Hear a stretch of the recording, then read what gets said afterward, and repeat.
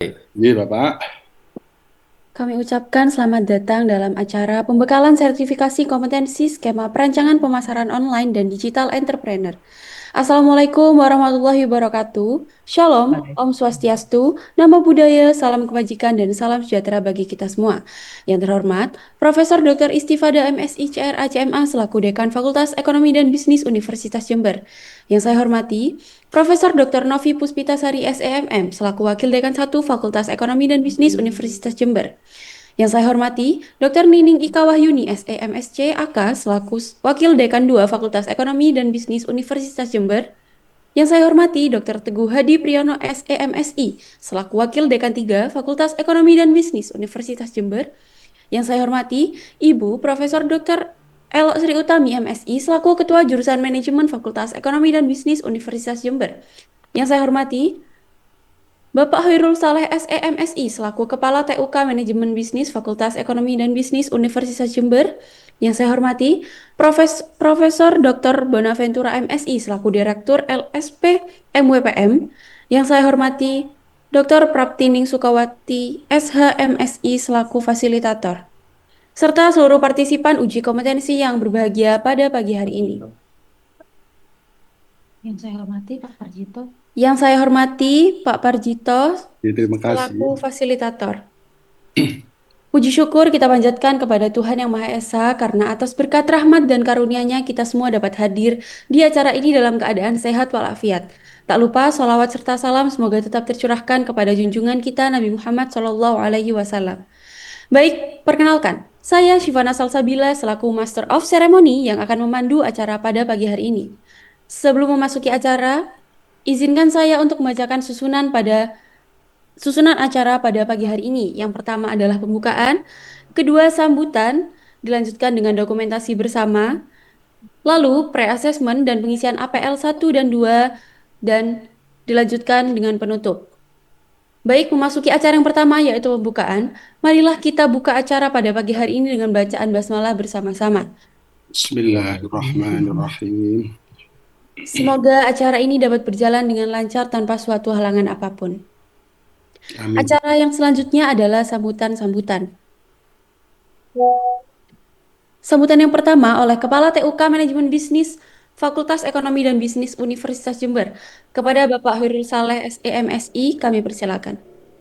Ya, terima kasih moderator. Bismillahirrahmanirrahim. Assalamualaikum warahmatullahi wabarakatuh. Assalamualaikum warahmatullahi wabarakatuh. Bapak, Ibu dosen yang saya hormati dan saya cintai, teman-teman dari MWPM, khususnya di sini ada Pak Parjito ya, Ji, Bapak. ada Bu Prapti tadi ini, tapi sama Prof. Bona kelihatannya sedang sibuk ini, ada udah mendadak ini Pak Parjito. Ji, Bapak. Oke, teman-teman semua di tim TUK yang saya cintai.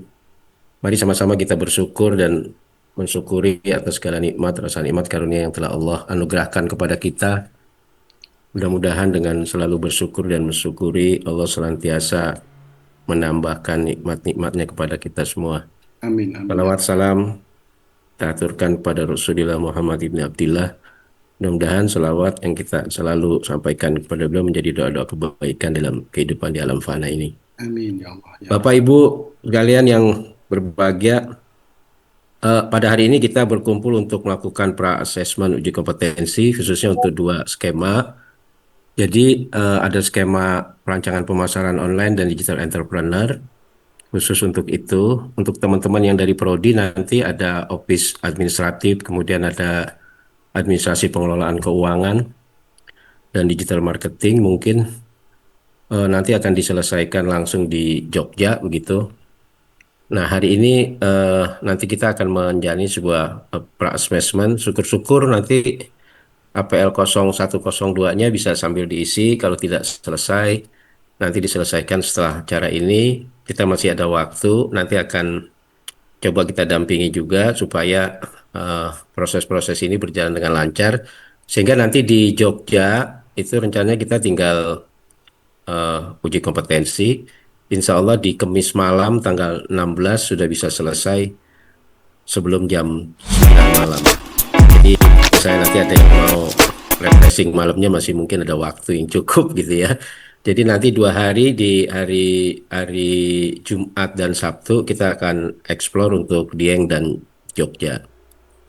Mungkin itu yang bisa saya sampaikan. Terima kasih pada Bapak Ibu yang telah hadir pada acara pra-asesmen ini, Pak Jito dari MWPM.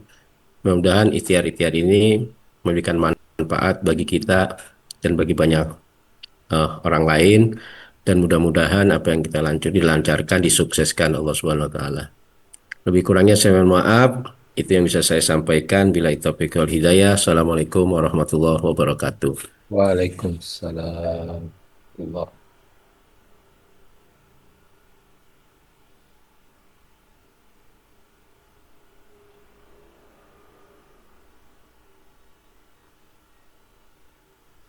Disampaikan terima kasih. Sambutan yang selanjutnya adalah oleh Ketua Jurusan Program Studi S1 Manajemen kepada Profesor Dr. Elok Sri Utami MSI. Kami persilakan. Baik, Bismillahirrahmanirrahim. Assalamualaikum warahmatullahi wabarakatuh. Selamat pagi, salam sehat bagi kita semua. Selamat pagi, Bu. Yang saya hormati ada Dekan Fakultas Ekonomi, Prof. Istifada, ada Wadek 1, Prof. Novi, kemudian yang saya hormati juga Wakil dari BNSP yaitu Bapak Prajito dan Bu Prati, serta yang saya hormati juga rekan-rekan para dosen Fakultas Ekonomi dan Bisnis jurusan Manajemen. Puji syukur alhamdulillah hari ini kita bisa berkumpul dalam keadaan sehat lewat Zoom gitu ya. Untuk acara sosialisasi pembekalan dari materi yaitu sertifikasi kompetensi dengan 2 topik yaitu perancangan pemasaran online dan digitalisasi entrepreneur. Bapak Ibu dosen yang saya hormati, Serkom dosen bukan sekedar sertifikasi tambahan, ini bukti bahwa kompetensi kita sebagai pendidik, peneliti dan pengabdi kepada masyarakat terstandarisasi secara nasional sesuai KKNI dan SNPT. Di era sekarang kita memasuki MBKM ataupun akreditasi dan tentunya konsep ESG, perguruan tinggi dosen tersertifikasi kompetensi menjadi jaminan atas lulusan kita. Oleh karena itu mungkin lewat sertifikasi kompetensi ini ada harapan bahwa kita semakin di kampus kita banyak dosen yang memiliki sertifikasi agar itu tadi menjamin output kita terstandarisasi. Saya rasa akhir kata saya mengucapkan terima kasih pada BNSP, LSP BNSP yang hari ini mungkin akan memberikan materi dan tentunya kepada panitia yang sudah memfasilitasi. Semoga acara ini dapat berkah langsung dari Allah dan kita dapat melaksanakan atau mempraktekkan kepada mahasiswa kita. Wassalamualaikum warahmatullahi wabarakatuh.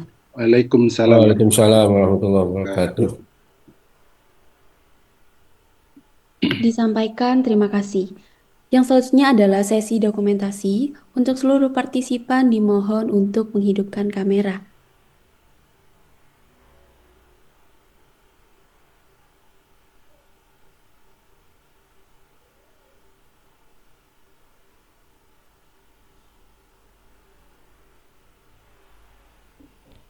Baik, saya akan memandu mulai dari slide yang pertama. 1, 2, 3. Lanjut ke slide yang kedua. 1, 2, 3.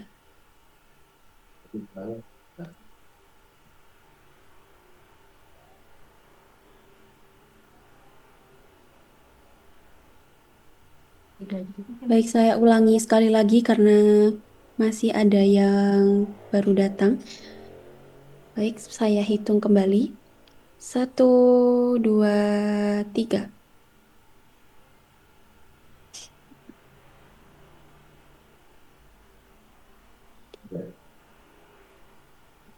Baik, saya sampaikan terima kasih.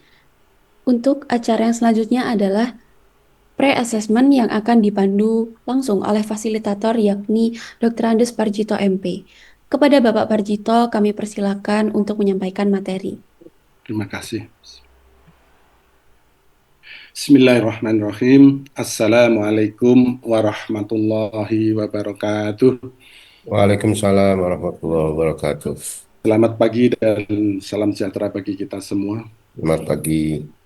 Yang kami hormati Ibu Dekan Fakultas Ekonomi dan Bisnis Universitas Jember.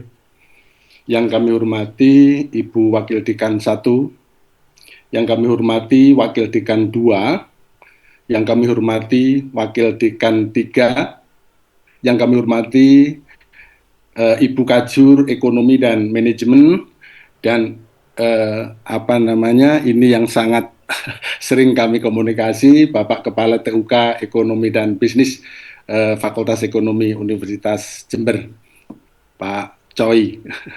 Bapak Ibu sekalian yang kami hormati, pertama-tama marilah kita memanjatkan puji syukur kehadirat Allah Subhanahu wa Ta'ala karena atas perkenannya kita pada pagi hari ini diizinkan untuk bertemu dalam rangka menimba ilmu Allah yang sudah ditebar di muka bumi ini. Mohon maaf yang kami hormati pula agak terlewati, padahal ini ada guru-guru kami yaitu Bapak Ibu dosen di lingkungan Fakultas Ekonomi dan Bisnis Universitas Jember. Mohon maaf sekali lagi yang kami tidak bisa menyebut satu persatu. Selawat dan salam semoga senantiasa tercurahkan kepada kita semua.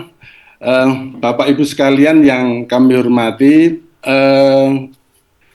mohon maaf sebelumnya yang semestinya acara ini adalah langsung dihadiri oleh Bapak Direktur LSPM BPM, Prof. Bonaventura, dan juga sekaligus Ibu Praptining Sukowati, tapi karena ada acara yang mendadak dan nyun sewu Bapak Ibu sekalian, wabil khusus Bapak Khairul, bahwa kami juga baru dihubungi ini tadi. Dalam hal waktu yang sama, kami sebenarnya ada acara juga untuk Zoom pelatihan koperasi gitu. Tapi karena ini tugas, apapun sekali lagi akan kami lakukan untuk menjalankan tugas yang mulia ini. Bapak Ibu sekalian yang kami hormati, perkenankan kami menyampaikan beberapa hal terkait dengan pembukaan acara ini. Yang pertama adalah sekali lagi kami ucapkan terima kasih kepada Ibu Dekan dan seluruh jajaran Bapak Ibu dosen di lingkungan Fakultas Ekonomi dan Bisnis Universitas Jember yang dari waktu ke waktu terus menjalin kerjasama dan mempercayai kami LSPM BPM sebagai mitra dalam rangka meningkatkan kompetensi Bapak Ibu dosen maupun mahasiswa di lingkungan Universitas Jember. Untuk itu sekali lagi kami atas nama pimpinan mengucapkan terima kasih untuk itu. Bapak Ibu sekalian yang kami hormati, sebagaimana tadi yang sudah disampaikan oleh Ibu Ketua Jurusan Ekonomi dan Manajemen bahwa yang namanya uji kompetensi ini adalah bukan sekedar selembar kertas, namun mempunyai makna yang sangat-sangat strategis. Mengapa? Karena kompetensi ini adalah upaya bagaimana meningkatkan kompetensi baik di bidang di lingkungan mahasiswa maupun dosen di dalam rangka mengabdikan ilmunya. Dan kompetensi yang dilakukan BNSP ini adalah sudah terstandarisasi secara nasional. Perlu kami sampaikan pula kepada Bapak Ibu sekalian bahwa LSP MBPM ini adalah merupakan kepanjangan tangan dari BNSP. Mengapa begitu? Karena kami telah diberikan lisensi oleh BNSP untuk melakukan sertifikasi terutama di bidang kewirausahaan. Sekali lagi terima kasih atas kerjasama dan kepercayaan yang diberikan kepada kami LSP MBPM ini. Bapak Ibu sekalian yang saya hormati, sekali lagi kami atas nama pimpinan kami yaitu Direktur LSP MBPM yang saat ini mestinya bisa bersama Bapak Ibu sekalian, namun di dalam prakteknya karena kondisi beliau tidak bisa bersama kita semua karena beliau ada acara yang sangat mendadak sehingga dalam waktu yang mendesak pula kami dihubungi untuk segera bersama Bapak Ibu sekalian dalam rangka pra-assessment ini. Bapak Ibu sekalian, di dalam pra-assessment ini nanti orientasi yang utama, tujuan kita yang utama adalah bagaimana menyelesaikan pengisian APL 1 dan APL 2 untuk dua skema yang kita rencanakan. Satu adalah skema digital entrepreneurship dan yang kedua adalah skema perancangan pemasaran online.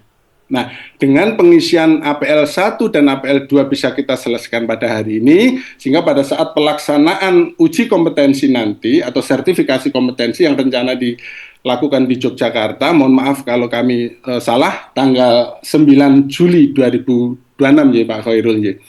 Tanggal 16 Pak Jito Nyun Sewu. Jadi ya yang terbaru tanggal 16 Juli. 16 Juli ya. Oke, sampai dengan 18. Oke, kami nanti mengikuti sebagaimana jadwal yang sudah ditetapkan oleh Bapak Ibu dari Fakultas Ekonomi dan Bisnis Negeri 2. Terima kasih untuk itu. Mohon nanti kami akan lakukan koordinasi lebih jauh bersama Bapak Khairul untuk itu.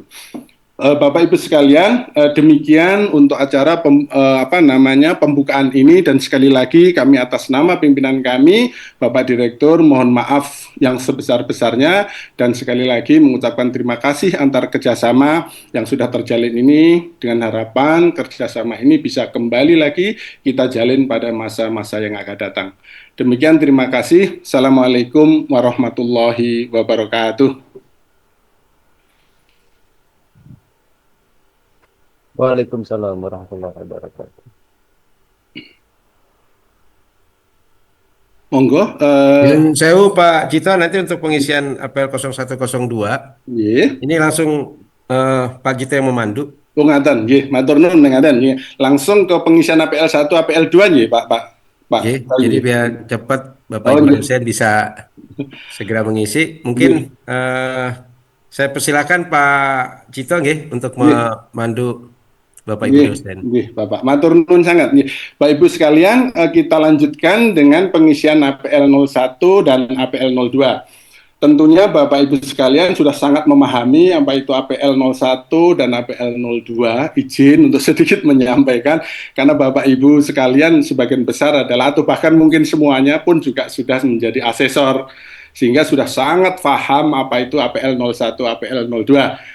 Namun tidak ada salahnya sedikit kami menyampaikan bahwa APL 01 pada prinsipnya adalah formulir untuk pendaftaran mengikuti sertifikasi kompetensi, itu APL 01.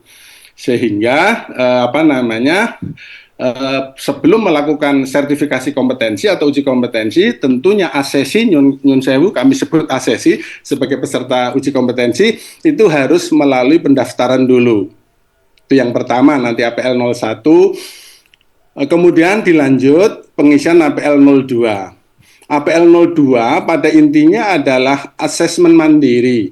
Artinya bahwa para asesi sudah merasa yakin bahwa terkait dengan skema yang akan diikuti di dalam uji kompetensi adalah sudah merasa mampu untuk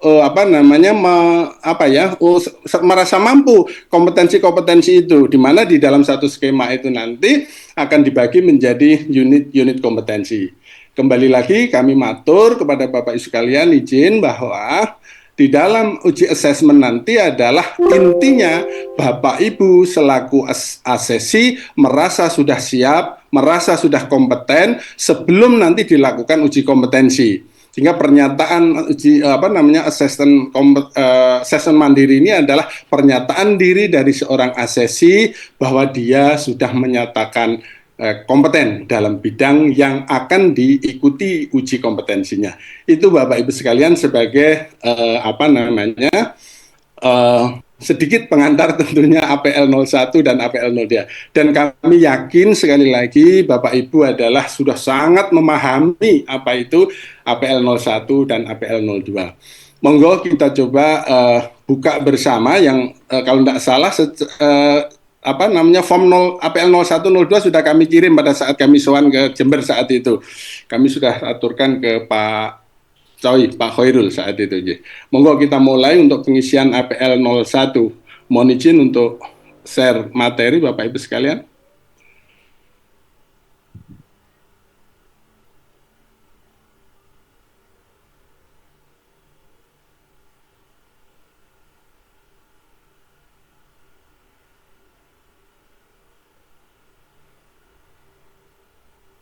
Perlu dibantu share screen, Pak Gito?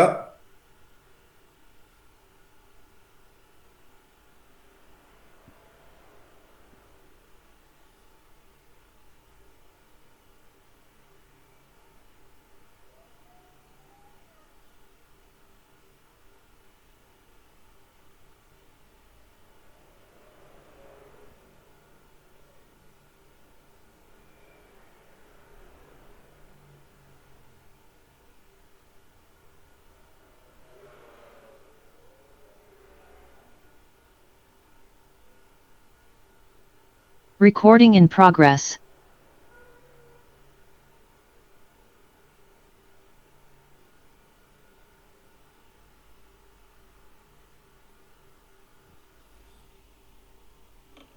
Selamat pagi, Pak Ronald.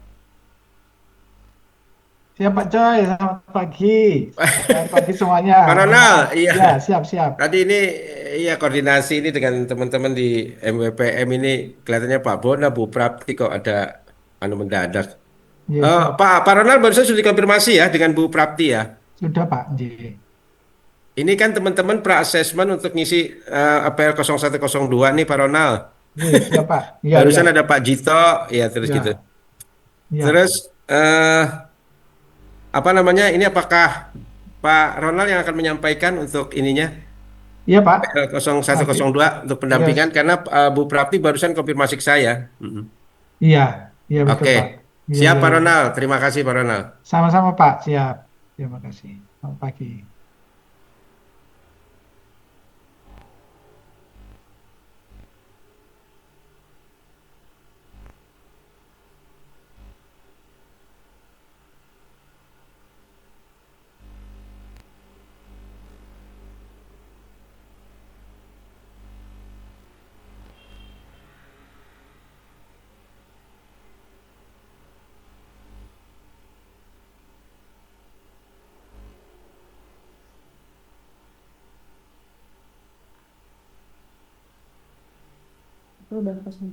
Baik, kepada Pak Ronald dipersilakan untuk memandu pengisian APL 1.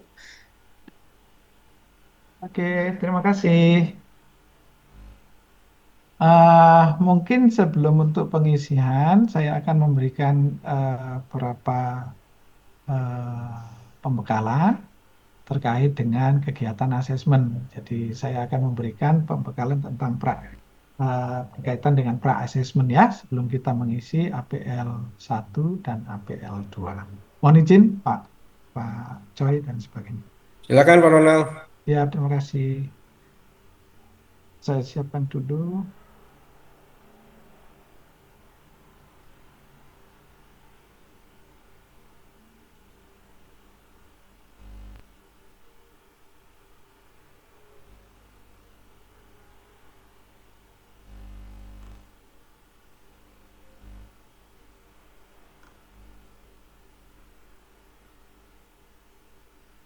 Mungkin mohon izin saya boleh share screen, saya share screen ya.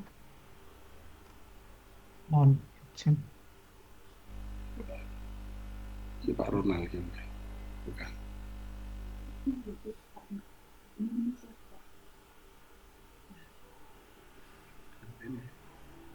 Ini.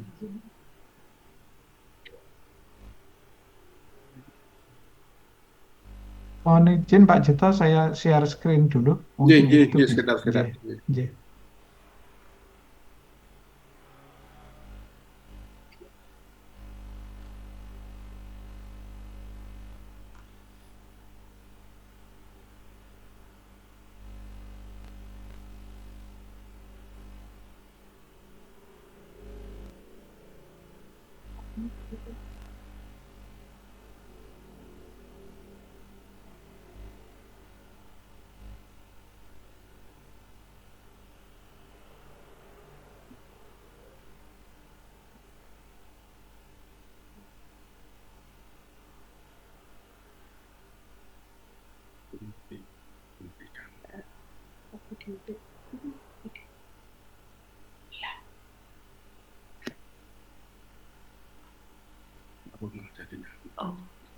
Suaraku.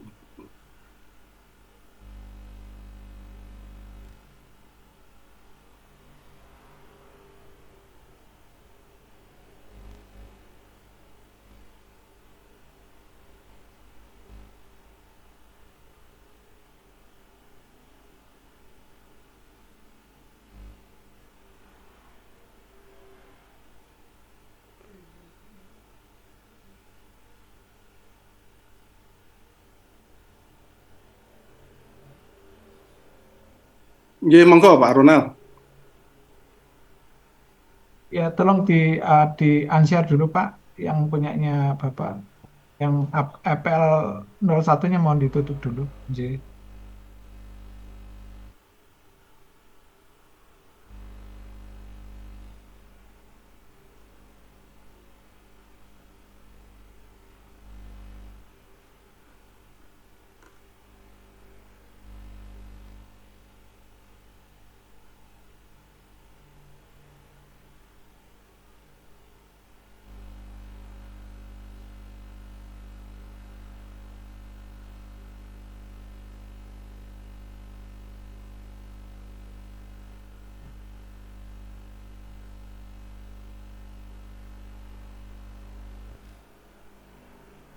Mas Benon, izin share.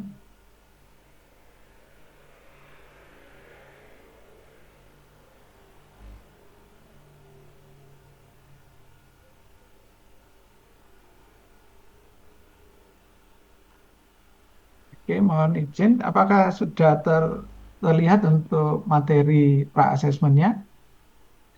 Kok mahasiswa? Sudah Pak Ronald. Kelihatan Oke, depan.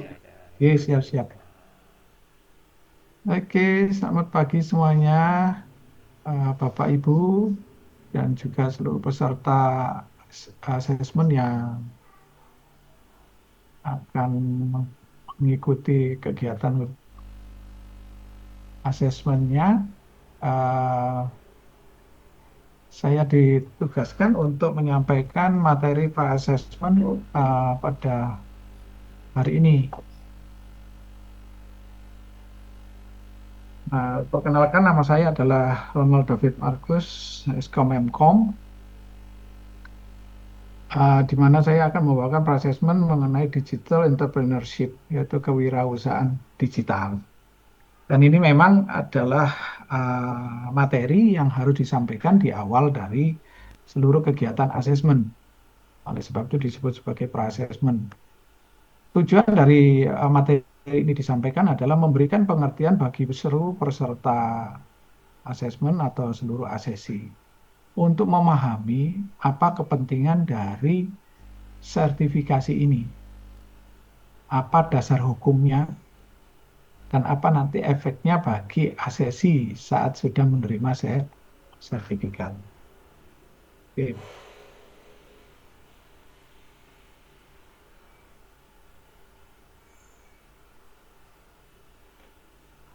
Oke, ya, ini hanya selain memandang, ini saya. Nah, asesmen ini adalah bertujuan untuk membangun sumber daya manusia yang berbasis kompetensi dan harus memiliki daya saing. Daya saing ini harus bisa diukur dengan satu bukti, hasil uji. Dasar dari ini, hal ini mendasari apa yang kita akan lakukan nanti dalam kondisi kita akan melakukan kegiatan bekerja atau melakukan kegiatan-kegiatan yang lain yang berkaitan dengan kompetensi kita. Oleh sebab itu kompetensi sumber daya manusia yang berkaitan dengan digital entrepreneurship itu akan dilakukan 2 tahap. Pertama, akan melakukan kegiatan pelatihan, di mana benar-benar di asesi akan dilatih untuk memahami pengertian, pemahaman, dan keterampilan di bidangnya sesuai yang diambil. Kebetulan yang kita bicarakan adalah mengenai digital entrepreneurship. Pelatihan ini akan diukur hasil akhirnya dengan menggunakan kegiatan uji kompetensi. Ada 2 lembaga yang terkait di sini. Untuk pelatihan, lembaga yang akan bertugas adalah bisa dengan Balai Latihan Kerja atau Lembaga Pelatihan Kerja atau BLK atau LPK. Itu sebenarnya yang lebih berkompetensi bicara tentang BLK, LPK ini. Ini senior saya ada Pak Larno, karena beliau memang sempat menjabat menjadi kepala BLK itu lama. Itu bisa cerita banyak pengalamannya dan sebagainya. Berikutnya, setelah melakukan pelatihan kerja ini, maka LSP akan bertugas. Jadi adalah lembaga yang terpisah lagi, berbeda. LSP ini akan bertugas untuk melakukan uji kompetensi yang nanti akan berakhir dengan penerbitan dari hasil kegiatan uji ini berupa sertifikat yang akan dikeluarkan oleh Badan Nasional Sertifikasi Profesi. Tujuannya adalah ya daya saing yang saya sudah sempat sebutkan tadi. Bagaimana ini akan menciptakan peluang, dan ini akan menjawab tantangan yang ada dalam dunia pekerjaan, khususnya di bidang digital entrepreneurship. Ini dasar hukumnya, kita bisa melihat Undang-Undang Nomor 13 tahun 2013 tentang Ketenagakerjaan, lalu PP Nomor 31 tahun 2026. Nah, ini terbaru ini tentang Sistem Pelatihan Kerja Nasional, Sislatkernas. Berikutnya ada PP Nomor 10 tahun 2018 tentang BNSP. Berikutnya ada SK BNSP nomor keputusan, yaitu apa? 993 garis miring BNSP garis miring Angka Romawi 4 lalu garis miring 2026 tentang perpanjangan lisensi LSP MBPM pada tanggal 17 April 2026. Hal ini bisa dilihat bahwa apa yang dilakukan itu mempunyai dasar hukum yang diakui oleh negara. Dan itulah yang menerbitkan adalah negara. Tentu lembaga-lembaga yang akan bertugas, yang akan menjadi partner dalam kegiatan pelatihan dan juga uji kompetensi, ini harus benar-benar sudah melalui tahap akreditasi atau tahap uji dari pihak BNSP. Tentu ada sertifikatnya, tentu ada ujiannya dan sebagainya. Sehingga layak untuk menguji setiap asesi yang akan mengajukan permohonan penerbitan sertifikat kompetensi. Nah, di sini kita bisa melihat bagaimana pelatihan itu, supaya untuk jadi pemahaman bahwa pelatihan itu harus berbasis SKKNI, adalah standar nasional. Jadi negara kita ini mempunyai standar. Dunia pendidikan pun punya, semuanya akan mempunyai standar. Nah, khususnya di bidang sertifikasi profesi ini, itu ada SKKNI. Nah, sementara kita bisa melihat di sini bagaimana alurnya. Dengan berdasarkan SKKNI ini, LPK akan wajib melakukan apa? Diakreditasi oleh pihak LPK, lembaga akreditasi untuk LPK ini.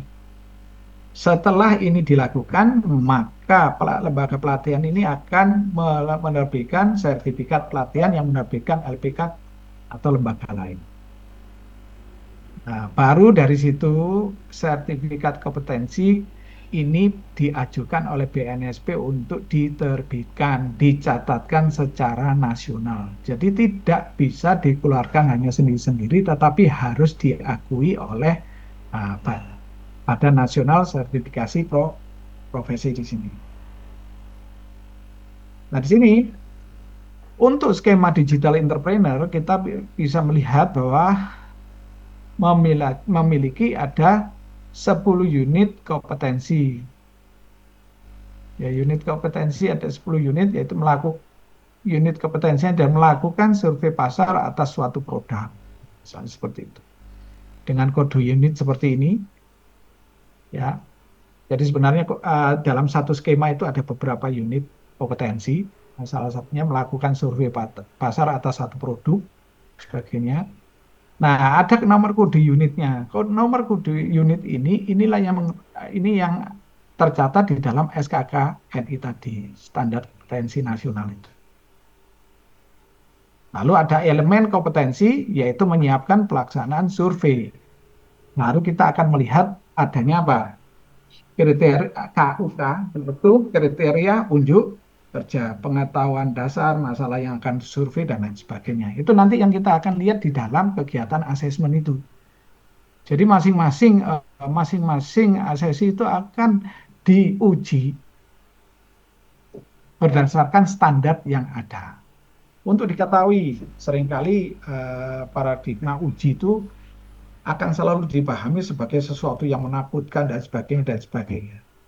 Tetapi dalam kegiatan sertifikasi ini, asesi harus dalam posisi yang apa? Harus dalam posisi, tidak dalam posisi tertekan, tidak dalam posisi yang di bawah ketakutan dan sebagainya. Harus benar-benar dalam posisi yang nyaman. Karena apa? Asesor itu hanya ingin menggali bukti-bukti bahwa asesi itu mampu. Jadi mungkin cerita-cerita yang mungkin yang lalu dan sebagainya yang lain itu mungkin bisa ditinggalkan, bahwa dalam kegiatan ini asesor itu hanya menanyakan apa yang bisa disampaikan oleh asesi untuk menjadi bukti bahwa asesi itu mampu dalam bidang ini. Ya mungkin itu pemahaman sertifikasi ya. Nah, tugas utama pendamping itu adalah, nah ini untuk pendamping, bagaimana rencana atau usaha motivasi. Itu harus bisa dijabarkan. Nanti para asesor akan menanyakan akan hal ini. Bagaimana rencana usahanya, motivasinya, dasarnya, dan sebagainya, seperti itu. Berikutnya, bagaimana melakukan transfer skill. Oke.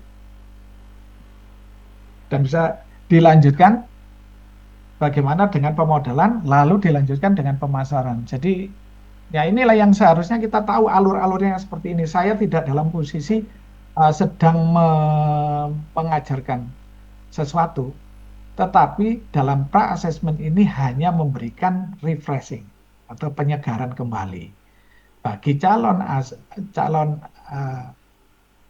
asesi yang mengajukan uji sertifikasi, yang akan mengikuti uji sertifikasi harus tahu alur-alurnya dan sebagainya. Berikutnya ada UMKM, yaitu usaha mikro kecil menengah. Ini pengertian aja. Bagaimana UMKM adalah kegiatan ekonomi rakyat yang mempunyai kekayaan bersih maksimal 200 juta, di mana tanah dan bangunan tempat usaha tidak diperuntukkan, atau punya omset penjualan tahunan paling banyak 1 miliar, dan itu milik WNI. Ini harus benar-benar diketahui dasarnya seperti ini. Bagaimana UMKM itu. Dan banyak hal-hal yang lain yang seharusnya juga diketahui. Tetapi ini adalah hal yang inti yang bisa kita tahu. Pengertiannya, bagaimana seorang wirausaha atau entrepreneur itu adalah orang yang berjiwa berani yang mengambil risiko untuk membuka usaha. Ya, ini adalah inisiatif dari orang yang akan, ya. Jadi wirausaha itu bukan pegawainya siapa, tetapi dia adalah orang yang berdiri sendiri dan berani mengambil risiko untuk membuka usaha sendiri. Jadi tidak ikut orang. Wirausaha adalah dia dengan inisiatif dari dirinya. Ini dia berani mengambil risiko untuk membuka usaha dalam berbagai kesempatan. Dikatakan berjiwa berani mengambil risiko, artinya mandiri, seperti yang saya katakan di awal. Berani memulai usaha tanpa diliputi rasa takut, cemas, sekalipun dalam kondisi yang tidak pasti. Oleh sebab itu, wirausaha harus punya perencanaan yang matang. Tujuannya, targetnya apa, dan sebagainya. Itu harus benar-benar dimiliki. Oleh sebab itu, saat wirausaha ini mengajukan uji kompetensi untuk mengambil sertifikasi, harus bisa menunjukkan seperti ini bisa menceritakan, saya usahanya ini, ya di bidang ini, saya punya latar belakang seperti ini, lalu alasan saya untuk mendirikan usaha dan sebagainya itu ini dan sebagainya. Dan juga bisa juga bisa menegaskan tentang beraninya mengambil tantangan itu, atau bisa melihat peluang dalam membuka usaha dan sebagainya, seperti itu. Bagaimana juga bisa menceritakan tentang ciri khas dari usahanya. Karena kadang-kadang di dalam dunia usaha itu, dalam satu jenis usaha itu bisa banyak orang yang sudah membuka. Tetapi masing-masing pemilik usaha atau wirausaha itu harus juga bisa menunjukkan ciri khasnya atau perbedaannya, keunggulannya, keistimewaannya. Sehingga itu akan mendasari dia berani untuk memutuskan seperti ini. Makanya di dalam sertifikasi ini harus bisa menunjukkan, oh saya berani karena saya punya potensi seperti ini, saya punya keistimewaan seperti ini dan sebagainya. Nah, disitulah sertifikasi itu akan bisa terpenuhi sebagai wirausaha dan sebagainya. Perkembangan kewirausahaan UMKM pada tahun 2022 sampai 2023 dikatakan Indonesia 9 sampai 12% ini digitalisasi UMKM. Dikatakan untuk Indonesia seperti ini, sementara Singapura lebih rendah. Tetapi dikatakan berkualitas. Indonesia banyak, ya lebih banyak, tetapi memang kurang. Ya, Malaysia paling rendah, tapi dia sudah berbasis inovasi dan teknologi. Ya, Thailand memang juga besar, tapi dia sudah berani untuk ekspor dan sebagainya. Bagaimana dengan Indonesia? Nah, lembaga pelatihan kerja, BLK dan sebagainya itu sebenarnya diberikan tugas oleh pemerintah untuk mendorong, karena mendorong pelaku usaha ini, khususnya UMKM ini, untuk lebih punya hal yang lebih bagus, lebih berinovasi, dan lebih bisa menjawab tantangan pasar. Nah, pasarnya itu bukan hanya pasar di dalam negeri, tetapi bagaimana pasar global. Oleh sebab itu kita bisa melihat di sini Thailand itu sudah banyak mengekspor. Bagaimana dengan Indonesia? Mungkin yang bisa kita lihat bahwa ekspor ya dari Indonesia itu dari perusahaan-perusahaan yang besar. Sementara pengusaha-pengusaha UMKM dan sebagainya itu belum banyak yang berani untuk melakukan ekspor. Karena apa? Belum punya visi ke depannya seperti apa. Belum bisa benar-benar melihat bagaimana peluang bisnis melalui apa yang diusahakan ini. Karena bisa jadi apa? Pandangannya cukup sempit hanya untuk pasar di dalam negeri. Kadang-kadang orang berpikir, oh di dalam negeri aja saya sudah bisa hidup ya. Ya sudah ini cukup. Kadang-kadang ada pelaku wirausaha itu yang berpikirnya ya sederhana seperti itu. Ya ini aja sudah cukup kan dan sebagainya. Padahal kita harus punya visi ke depannya seperti apa. Kita harus melihat bagaimana perkembangan dunia wirausaha itu akan terus berkembang dan sebagainya. Oleh sebab itu perbandingannya kita bisa melihat bagaimana Singapura, bagaimana Malaysia, bagaimana Thailand dan sebagainya seperti itu. Oke. Berikutnya dikatakan sini kesimpulan dari 4 negara ini, pertama jumlah dan kualitas. Thailand dan Indonesia menang jumlah dan sebagainya. Sementara Singapura dan Malaysia menang kualitas dan pendanaan di sini. Nah, bagaimana Indonesia, khususnya Indonesia, ada Thailand, ya. Bagaimana juga Indonesia, khususnya Indonesia itu, ya, bisa menjawab tantangan ini. Oleh sebab itu ada pesan untuk anak-anak muda, bagaimana Indonesia, Thailand itu punya pasar yang besar dan gampang dimulai sebenarnya. Hanya kadang-kadang kurang punya persiapan, kurang punya perencanaan. Oleh sebab itu BLK, LPK dan sebagainya itu punya tugas untuk bisa mempersiapkan atau memperkuat pengertian, kemampuan, pemahaman dari pelaku usaha ini. Itu tugas mereka, LPK, BLK dan sebagainya ini. Lalu nanti LSP akan bertugas untuk mensertifikasi, memastikan kualitas dari ya, pelaku usaha ini atau wirausaha ini dengan kualitas yang sudah ditetapkan oleh standar nasional tadi. Dikatakan sini Singapura dana besar, ekosistemnya global, Malaysia dukungan pemerintah dan pasar, ya. Di sini kita bisa melihat bagaimana pemerintah juga sudah mulai mengarah kepada dukungan kepada UMKM. Kita bisa melihat bagaimana kondisi saat ini. Ada kementerian ini untuk mendukung meningkatnya daya saing UMKM di dalam negeri ini untuk juga bisa berkiprah di dunia internasional dan sebagainya. Ya, kita akan mulai semuanya dengan mimpi. Kadang yang ini sudah melakukan, itu biasa, sudah biasa. Tetapi bagaimana yang baru membuka? Saya juga waktu itu pernah melakukan pelatihan dan sebagainya untuk UMKM selama seminggu itu. Ya, pada waktu wawancara dan sebagainya dengan pelaku UMKM itu, ya itu yang terjadi. Mereka tuh masih berpikir, ya saya masih kecil Pak, ini dan sebagainya. Jadi dari visinya itu masih bisa tergambar bagaimana sempitnya pemikiran, di mana takut untuk bisa menjadi besar. Karena apa? Keterbatasan dana dan sebagainya dan sebagainya dan sebagainya. Padahal sebenarnya pemerintah itu berharap ada yang memang mempunyai, misalnya mengajukan pendanaan, proposal dan sebagainya itu harus disertai dengan dasar yang jelas. Proposalnya harus bisa meyakinkan. Nah, salah satu yang bisa ukuran untuk meyakinkan ini adalah berani menjawab tantangan global. Ya, berani bisa berkiprah di pasar internasional. Jadi sebenarnya inilah yang menjadi target. Berikutnya mengenai efisiensi. Ukuran dalam pembandingan penggunaan input direncanakan dengan menggunakan masukan yang sebenarnya itu efisien.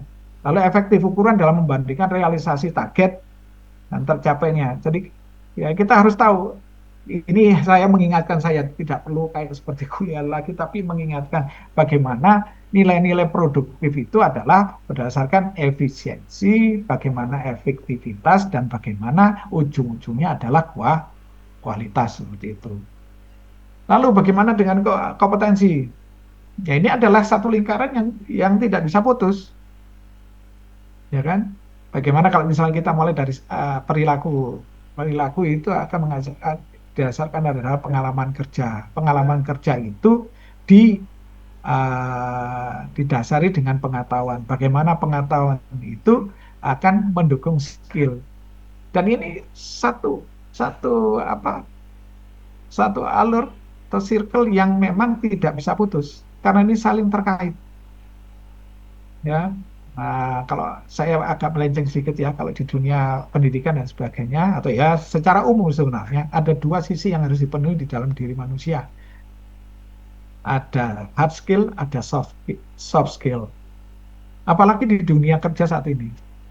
Kita bisa lihat bagaimana secara statistik, secara ilmiah, bisa dikatakan bagaimana di dunia pekerjaan sekarang ini orang diterima bekerja itu lebih besar 80% itu didasari dengan soft skill-nya. Masalah hard skill itu bisa di kisaran 20%. Jadi orang diterima bekerja, kalau orang lamar bekerja itu lebih banyak dilihat oleh perusahaan itu soft skill-nya. Nah sekarang kalau kita bicara tentang dunia usaha dan sebagainya, kita menawarkan produk, kita menawarkan kerjasama dan sebagainya. Orang akan, yang pertama kalau saya yang ditawari kerjasama, saya akan melihat bagaimana orang ini bisa dipercaya nggak? Bagaimana kita bisa meyakinkan, kita yang menawarkan pekerjaan itu bisa meyakinkan pihak yang kita ajak kerjasama. Atau kalau kita memasarkan, kita harus bisa menunjukkan kepercayaan dari yang akan kita tawarin. Pasar itu harus bisa menerima keberadaan kita, mempercayai kita dan sebagainya. Itu dilihat dari apa? Dari soft skill kita.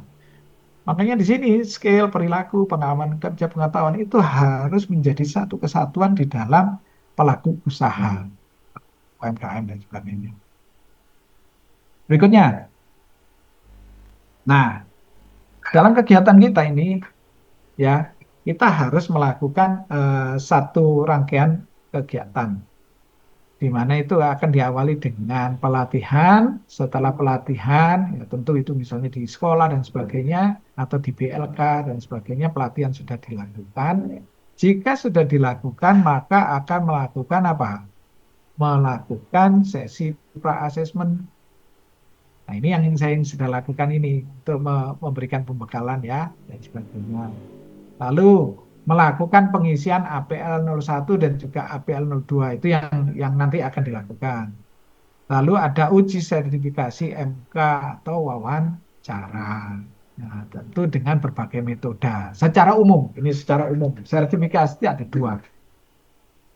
Jika memang orang yang sudah memang biasa melakukan pekerjaan itu, kalau memang profesinya seperti itu, ya, misalnya orang-orang praktisi dan sebagainya, itu ujiannya biasanya dilakukan secara apa? Secara wawancara, seperti itu. Nah, itu dalam bentuk portofolio. Oleh sebab itu, apa yang harus dikumpulkan adalah rekam jejaknya, prestasinya, hal-hal apa yang sudah dilakukan dan sebagainya. Itu nanti asesor akan mempelajarinya. Oh, dia di bidang ini. Nah, ini apa yang sudah dilakukan, pencapaiannya dan sebagainya dan sebagainya dan sebagainya, semuanya bisa dilihat. Lalu ada sesi wawancara dan sebagainya, ya, tanya jawab dan sebagainya. Saat itu memang oleh asesor dipandang oke dan sebagainya, sudah bisa diusulkan untuk kompeten. Dan jika memang itu memang bukan orang praktisi, tapi misalnya hasil dari pendidikan dan sebagainya, makanya ada uji tulis, ada uji praktek dan sebagainya.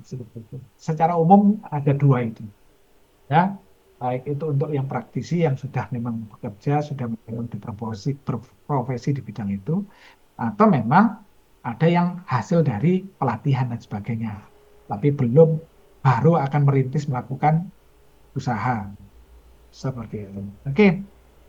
Berikutnya kita akan melihat prinsip kewirausahaan. Nah, kita bisa melihat di sini yang paling kiri itu dimulai dari mana? Dimulai dari diri. Bagaimana harus memiliki inovasi, harus kuat mental, harus bisa membaca peluang, dasar atau motivasinya apa. Itu dimulai dari dirinya. Orang dari dirinya kalau memang sudah berani, oh saya sudah punya perencanaan ini dan sebagainya, ada motivasinya untuk melakukan ini. Kalau ini tidak punya, saya rasa ya nanti pada waktu asesmen itu juga akan bisa terlihat. Karena apa?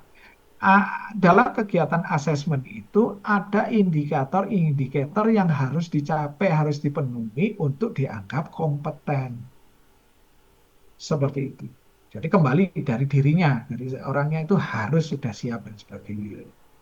Nah, berikutnya bagaimana ada pelanggan, fleksibilitas, integritas, adil. Nah, itu di luar diri lah sekarang itu. Bagaimana kita berhubungan dengan pelanggan. Bagaimana kita mempunyai fleksibilitas. Kita tidak kaku berhubungan dengan orang, komunikasinya, pelayanannya dan sebagainya. Itu harus. Integritas, nah itu harus mempunyai integritas. Wirausaha itu harus juga bisa melayani, meladeni kebutuhan, memenuhi kebutuhan dari pelanggan dan sebagainya. Nah, kata adil di sini ya cukup luas ya. Mungkin saya hanya mau dari sudut pandang bagaimana adil ini harus saat kita menawarkan sesuatu kita harus adil menyampaikan ini harganya, ini kualitasnya dan sebagainya. Itu harus fair karena itu terkait dengan apa? Integritas kita, kepercayaan pelanggan terhadap kita dan sebagainya. Itu harus kita tak ketahui. Seperti itu. Nah, barulah kita mulai di situ dengan bekal-bekal yang sudah ada, kita mulai berhitung. Kita harus berani memulai. Seperti itu. Jadi kembali lagi dimulai dari dirinya masing-masing. Harus mampu. Namanya juga wirausaha. Wirausaha. Jadi itu arahnya, kata dasarnya adalah mandiri. Jadi dari dirinya itu sudah siap untuk mandiri. Bukan kerja ikut orang, tetapi dia akan menjadi bos dalam usahanya itu. Dan dia siap untuk memiliki anak buah dan memimpin mereka untuk mencapai kesuksesan. Arahnya ke sana. Itu wirausaha. Makanya dikatakan tadi di awal harus berani. Ya, harus berani untuk mengambil resiko dan sebagainya. Nah, di sini ini secara akademis ini adalah satu yang ini adalah standar analisis SWOT ini adalah sesuatu yang standar. Bagaimana kita harus mengetahui bagaimana kekuatan dari usaha kita, produk kita dan sebagainya. Kita harus menganalisa kekuatan kita di mana, keistimewaan kita apa, daya saing kita apa. Kita harus lihat misalnya weakness kita apa. Misalnya kita masih baru dan sebagainya, belum dikenal orang dan sebagainya. Bagaimana untuk mengatasi kelemahan ini, sebagainya belum dikenal. Kalau misalnya saya gunakan misalnya air mineral, kita sudah tahu bagaimana banyak di masyarakat menggunakan merek-merek yang walaupun mereknya sudah banyak orang kalau beli air mineral itu menyebutkan satu nama yang terdahulu seperti itu. Nah, kita yang baru-baru itu kan kadang-kadang tertekan dengan hal ini, atau misalnya kita mempunyai tantangan untuk bisa menunjukkan diri kita, ya, yang baru ini, misalnya baru memulai usaha itu, kita harus bisa menjawab tantangan itu, seperti itu. Bagaimana kita bisa menunjukkan kemampuan kita bisa menunjukkan. Makanya kembali lagi, kalau kita kembali yang lagi, ini akan menjadi dasar. Dari diri kita sendiri, kita sudah yakin pada diri kita sendiri. Yakin sama usaha yang kita akan rintis. Harus yakin. Itu dimulai dari diri kita sendiri. Oke. Berikutnya ada opportunity. Nah, kita harus pandai melihat peluang. Ya, kadang-kadang usaha ya. Kalau saya bisa kadang-kadang misalnya melihat gitu. Satu jalan ini semua jualan, jangan jualannya sama, misalnya jualan bakso. Kira-kira kalau kita sebagai wirausaha menghadapi hal yang seperti ini, kira-kira gimana? Nah, makanya kita harus menciptakan peluang. Makanya kalau misalnya baksonya cuma seperti itu aja, nah kita bikin rasanya, bentuknya, atau penyajiannya dan sebagainya. Kita harus memiliki itu. Kita harus bisa melihat peluangnya dan sebagainya. Nah, ancaman yang terjadi apa? Bagaimana kita harus memperhitungkan misalnya kenaikan harga bahan-bahan baku misalnya itu dan sebagainya. Ya benar, bagaimana pesaing kita dan sebagainya. Kita harus tahu itu. Seperti itu. Makanya kita harus juga ada perencanaan tentang keuangan dan sebagainya. Karena itu yang menjadi dasar. Nanti Asesa pun akan tanya tentang hal itu, perencanaan keuangannya dan sebagainya. Karena tidak ada uang, tidak jalan ini. Nah, pendanaannya gimana? Oh, misalnya punya bank dan sebagainya. Bagaimana proposalnya dan sebagainya. Bagaimana bisa istilahnya bisa menceritakan dirinya dan sebagainya seperti apa. Ini harus kita tahu. Inilah yang dimaksud dengan analisis SWOT. Ya, mohon maaf agak lama, saya akan percepat. Nah, skema digital entrepreneur ini akan melakukan seperti ini. Ini adalah materi uji yang akan dilakukan. Adalah melakukan survei, analisis harga, rekrutmen tenaga kerja, promosi produk, perangkat komputer juga ada menggunakan sistem. Nah, ini yang harus dipenuhi, harus dikuasai oleh orang yang mengambil skema digital entrepreneur seperti itu. Ya, oke, mungkin saya akan lanjutkan. Nah, bagaimana misalnya untuk melakukan survei pasar atas satu produk? Nah, kita harus menyiapkan pelaksanaan surveinya, bagaimana kuesionernya, atau bagaimana kita mengumpulkan datanya, mengkolek data dan sebagainya. Lalu kita melakukan penyusunan rencana survei, melakukan survei pasarnya, melakukan analisis dari hasil survei.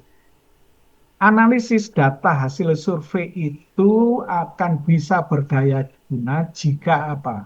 Jika indikator-indikator, ya, bisa tool yang kita gunakan itu sudah sesuai dengan yang kita harapkan. Makanya penyusunan rencana survei itu sangat penting.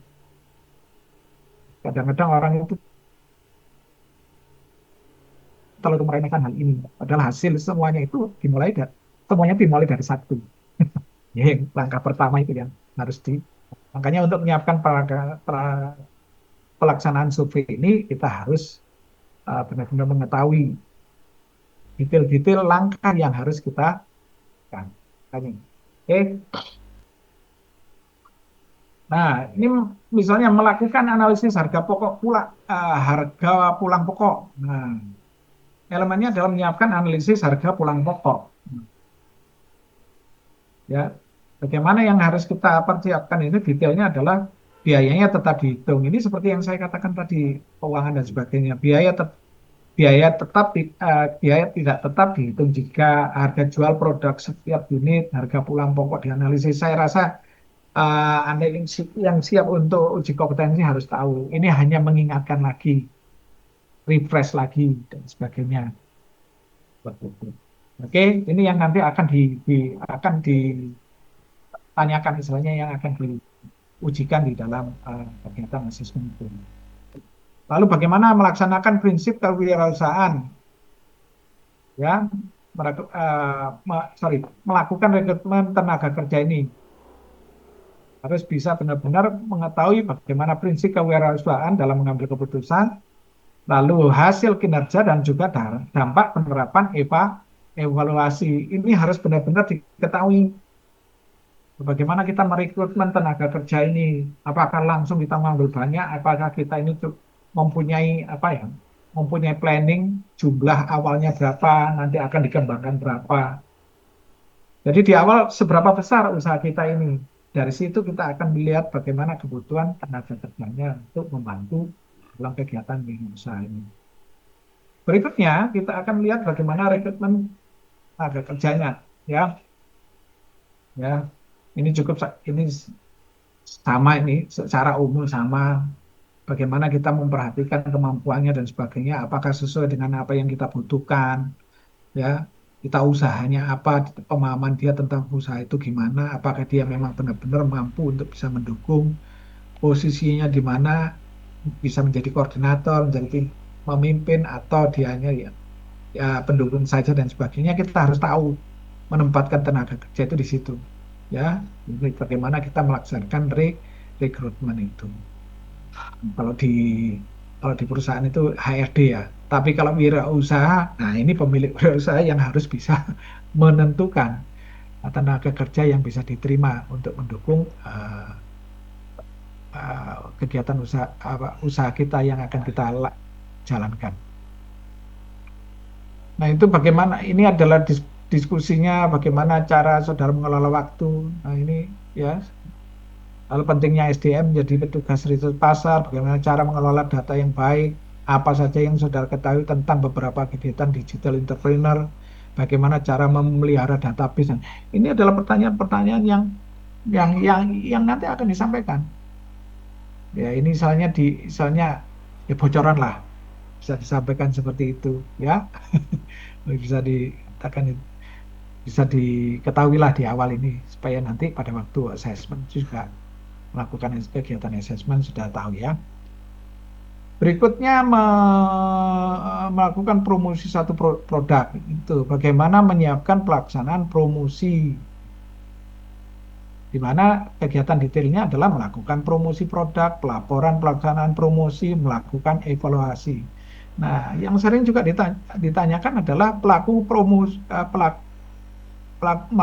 promosi produk ini dengan menggunakan media apa, platform apa, dan sebagainya. Nah, apakah bisa memenuhi kebutuhan saat ini? Bagaimana memanfaatkan sosmed, bagaimana dan sebagainya, itu harus bisa diceritakan. Ya sama seperti wawancara kerja ya, kita harus bisa menceritakan apa yang menjadi usaha kita melakukan sesuatu untuk berhasil. Nah, seperti itu. Secara umumnya sama seperti itu. Bagaimana melakukan promosi ini bisa benar-benar mengemas produk itu, menampilkan produk itu, menceritakan produk itu kepada pelanggan atau kepada umum itu ya dengan baik. Dengan media apa? Media itu kan juga menentukan luasnya informasi yang ingin kita sampaikan itu diterima di masyarakat. Nah, kalau misalnya berdasarkan brosur, seberapa jauh kita membagikan brosur itu. Makanya, jangan sampai kita itu masih menggunakan cara-cara yang lama. sebagai cara yang utama. Cara-cara lama misalnya masih digunakan ya tidak apa-apa. Tetapi harus kita bisa lihat efektivitasnya untuk melakukan hal ini. Kita harus tahu. Dan saat ini kita sudah tidak bisa apa ya mendebat lagi sebenarnya. Karena itu sudah benar-benar nyata sosmed itu bisa membantu sekarang. Akhirnya untuk itu sampai warung yang sampai istilahnya hidden gem kan.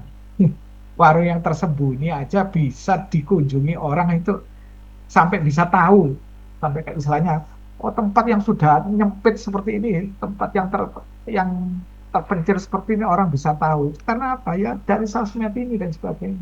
Oleh sebab itu bagaimana melakukan promosi produk ini harus benar-benar tahu. Ya, menggunakan media apa dan sebagainya. Lalu bagaimana pelaporan pelaksanaan promosi dan terakhir melakukan evaluasi. Setiap digital entrepreneur harus benar-benar mengetahui setiap detail langkah yang dilakukan dalam hal promo. Berikutnya, bagaimana menggunakan perangkat komputer. Nah, ini tentu ini sudah tidak bisa menjadi pilihan. Ya, bukan menjadi opsi. Ini sudah jadi wajib kalau saat ini. Bagaimana dunia saat ini kalau mengelolanya itu tidak menggunakan komputer. Mencatat masih dengan manual. Tentu kalau bisa dikatakan, ya jauh. Bisa dikatakan kalau saat ini melakukan bidang usaha tanpa menggunakan komputer itu kok sepertinya sudah tidak cocok, tidak sesuai. Jadi harus benar-benar menggunakan apa? Menggunakan komputer. Tentu misalnya nanti akan dibantu dengan aplikasi. Aplikasi pun ada dua. Aplikasi yang memang kita minta sesuai dengan kebutuhan kita, atau aplikasi yang sudah ada yang bisa kita manfaatkan misalnya. Aplikasi yang umum misalnya kita menggunakan Excel untuk tabel-tabel, kita bisa menggunakan misalnya Word untuk pencatatan-pencatatan dan sebagainya seperti itu. Ya. Nah, nanti mungkin bisa ditingkatkan lagi bagaimana aplikasi itu bisa berhubungan dengan internet dan sebagainya. Seperti itu. Misalnya kita ngarahnya kepada website dan sebagainya. Tentunya seperti itu bisa. Bagaimana kita juga bisa mengelola penggunaan komputer itu. Mematikan perangkat komputer, menyalakan, bagaimana kita bisa mengetahui aplikasi-aplikasi yang di dalamnya, bagaimana kita bisa memanfaatkan perangkat-perangkat di dalamnya, baik itu perangkat pencetakan, perangkat untuk tampilan dan sebagainya kita bisa. Dan terakhir itu melakukan evaluasi. Berikutnya, pentingnya SOP. Bagaimana cara saudara melakukan perekrutan tenaga kerja di era digitalisasi. Oke. Bagaimana cara saudara. Ini pertanyaan-pertanyaan kalau memang di jalur ini pertanyaan seperti ini. Bagaimana ketika dihadapkan pada data yang tidak terstruktur? Bagaimana menurut saudara jika data yang dimaksudkan itu salah, akibatnya apa dan sebagainya? Tentu ini akan menjadi apa? Pertanyaan-pertanyaan yang akan disampaikan. Ya, nanti yang akan disampaikan pada waktu kegiatan assessment. Nah, bagaimana menggunakan sistem operasi? Kita harus bisa mengenali perintah-perintahnya. Lalu apa detailnya? Itu bagaimana pengelolaan folder, pengelolaan file, dan sebagainya. Bagaimana folder itu dikelola dengan ada manajemen folder, manajemen file. Bagaimana itu misalnya didasari dengan apa? Misalnya tanggal, didasari dengan nama. Itu kita harus tahu ya. Seperti misalnya struktur perusahaan, ada pimpinan, ada wakilnya, ada bawahannya dan sebagainya, di mana bawahan itu pun ada misalnya ada level-levelnya dan sebagainya. File pun bisa dikelola seperti ini. Kita harus tahu. Supaya apa? Mudah untuk bisa mendapatkan informasi dengan cepat. Kalau tidak di manajemen kita akan malah menyulitkan. Walaupun misalnya menggunakan komputer, tapi kalau kita tidak bisa menggunakan dengan baik, nah seperti itu, tidak bisa mengelola dengan baik, kita akan mengalami kesulitan. Itu akan menyulitkan kita. Berikutnya bagaimana membuat dokumen. Ini bagaimana menggunakan perangkat lunak pengolahan kata tingkat dasar. Ini Microsoft Word. Ini harus juga diketahui bagaimana kita menggunakannya. Nanti itu juga bisa dilakukan seperti itu. Kalau memang kita mengambil skema seperti ini, kita harus tahu. Kalau kita mengambil skema operator komputer muda, ini juga akan disampaikan seperti ini ya. Itu bagaimana mengatur dokumen, membuat tabel dan sebagainya. Oke, bagaimana lalu kita bisa melihat ada perangkat yang seperti yang saya sampaikan tadi, tabel seperti Excel dan sebagainya ini. Ini bagaimana membuat file. Ini adalah bukan Excel ya. Ini untuk yang presentasi, mohon maaf. Ini adalah untuk membuat presentasi, bagaimana kita itu pada waktu kita menampilkan produk untuk memberikan pengertian pada pelanggan, calon customer dan sebagainya, kita juga harus pandai untuk menampilkan atau menyusun presentasi. Bagaimana dengan warnanya, bagaimana dengan tata letaknya, bagaimana dengan komponen-komponen pendukungnya, agar presentasi ini mudah dilihat, mudah dipahami, orang juga senang melihatnya karena cukup teratur dan bagus dan sebagainya. Seperti itu. Nah, tentu itu kita harus pandai juga memanfaatkan template yang sudah ada agar kita lebih cepat untuk melakukan persiapan untuk presentasi ini dan sebagainya. Berikutnya, nah, tentu ini adalah salah satu yang sudah menjadi kebutuhan saat ini, bagaimana kita ini memanfaatkan internet. Jadi kalau dulu aplikasi ini tahun 90-an, aplikasi lebih banyak arahnya kepada desktop, arahnya kepada standalone. Ya, tidak terhubung kemana-mana. Tapi saat ini informasi itu bisa tersebar luas menggunakan internet. Masing-masing orang harus memahami. Nah, orang-orang digital entrepreneur juga harusnya tahu tentang hal ini. Bagaimana memanfaatkan internet, memanfaatkan sosmed, dan sebagainya. Bagaimana pengadaannya, bagaimana kita mengelolanya, mempergunakan dengan tepat. Ini kita harus memahaminya. Berikutnya, nah dalam hal ini kita bisa, dalam hal ini pertanyaan biasanya, ini menyusun, ya seperti itu bisa dimasukkan di dalam diskusi juga. Tapi bagaimana kita menggunakan aplikasi-aplikasi yang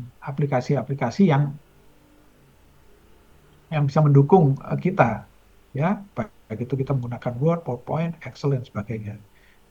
Lalu bagaimana tugas sehari-hari dalam mengelola pemasaran digital. Namanya juga digital, pasti kita akan menggunakan aplikasi-aplikasi seperti yang sudah disampaikan di atas tadi. Ya.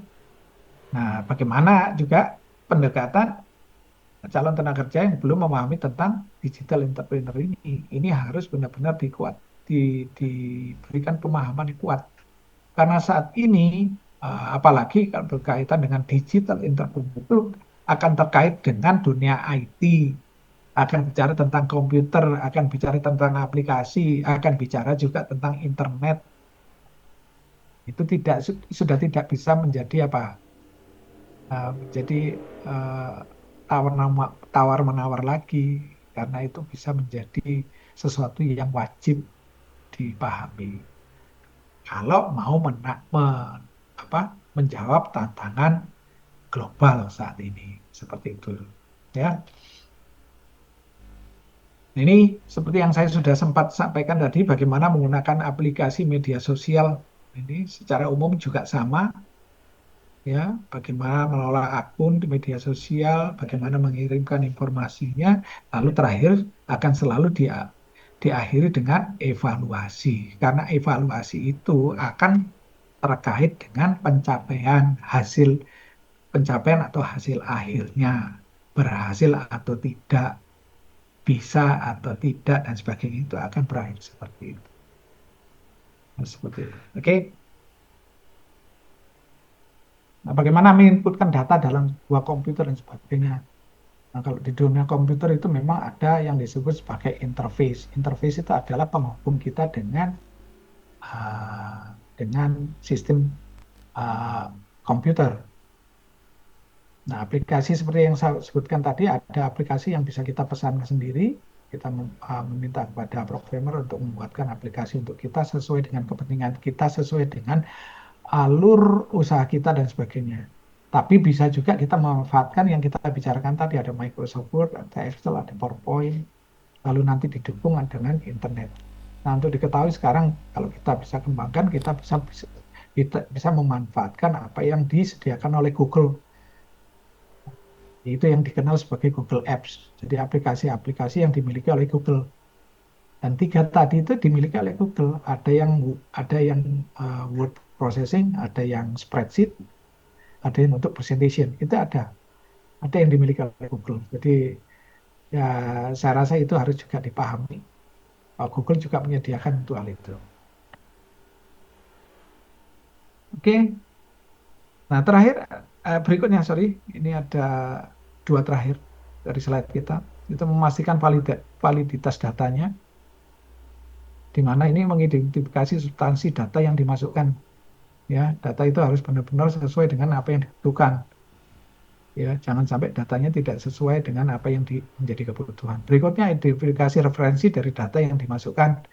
Berikut. Dan dilanjutkan memeriksa validitas datanya dan sebagainya. Nah, ini sebenarnya pembicaraan ngarahnya kepada database.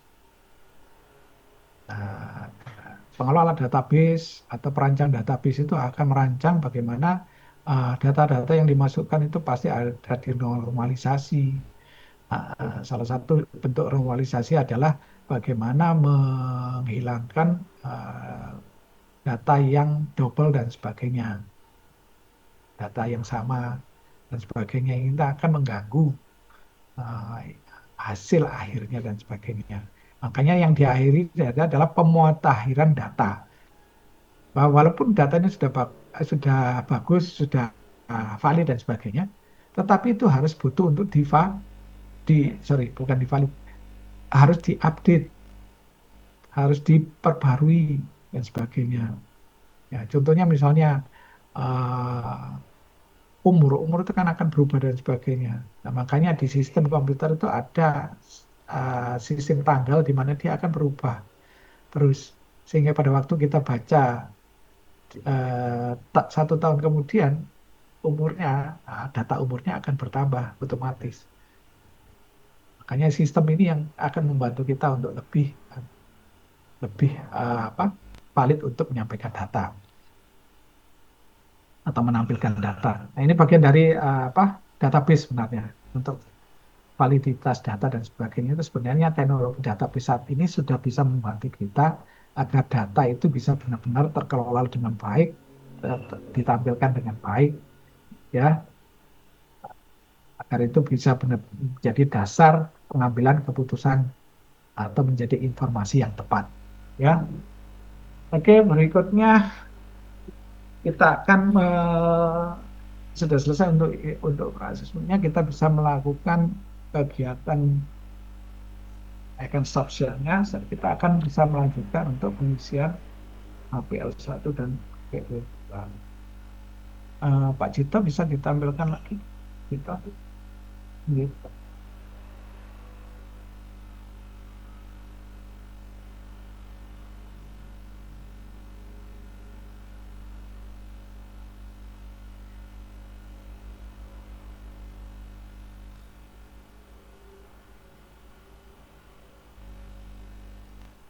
Halo Pak Cito.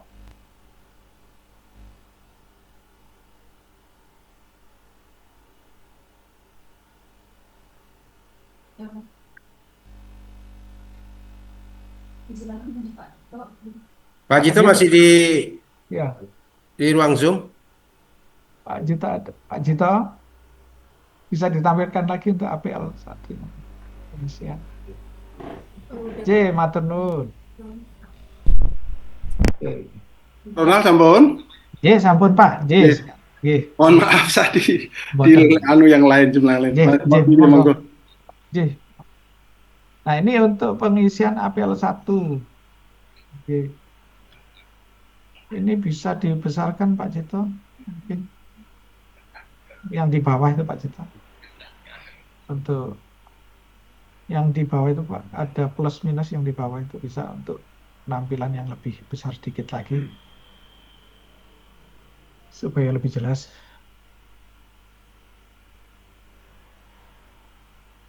Oke, Oke, mungkin nggak belum bisa. Nah, ini adalah untuk para asesi ini harus bisa mengisi APL 01, ya, mengisikan APL 1 sebagai langkah awal untuk melakukan kegiatan asesmen. Ya, APL 1 ini isinya adalah tentang data-data pribadi, ya, sebagai asesi yang akan mengikuti kegiatan uji kompetensinya. Ya, di mana harus mengisikan ada nama lengkap, lalu ada nomor KTP atau mengisikan NIK atau paspor seperti itu, lalu tempat tanggal lahirnya, jenis kelamin, tawi, lalu kebangsaan, alamat rumah dan sebagainya. Ini APL 1 isinya.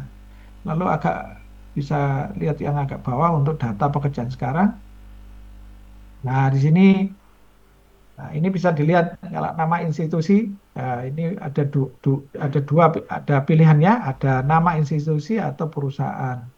Di sini bisa, makanya seperti yang saya sampaikan tadi, ada dua bagian, ya, asesi, dua bagian umum asesi. Ada yang sudah bekerja atau praktisi di bidang tersebut, yang nanti biasanya dites dengan portofolionya.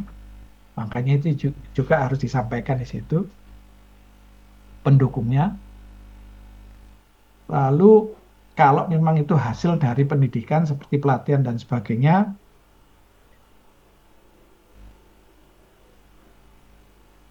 mohon maaf, ini itu nanti akan dilakukan dengan sistem uji yang lain, tidak dengan portofolio. Seperti itu. Alamat rumah, lalu ada nomor telepon, email, lalu kualifikasi pendidikannya. Itu akan disesuaikan dengan keperluannya supaya diketahui. Nah, kualifikasi pendidikan ini mengarah kepada apa? Itu mengarah kepada kemampuan atau kompetensi dari asesi. Nah, kalau misalnya kualifikasi pendidikannya ekonomi, tapi yang dia ambil skema untuk ujian untuk misalnya teknik, misalnya untuk bengkel, mesin dan sebagainya, itu tidak tepat. Makanya ini juga akan dilihat. Karena APL 1 ini akan juga dibaca atau diperiksa oleh asesornya.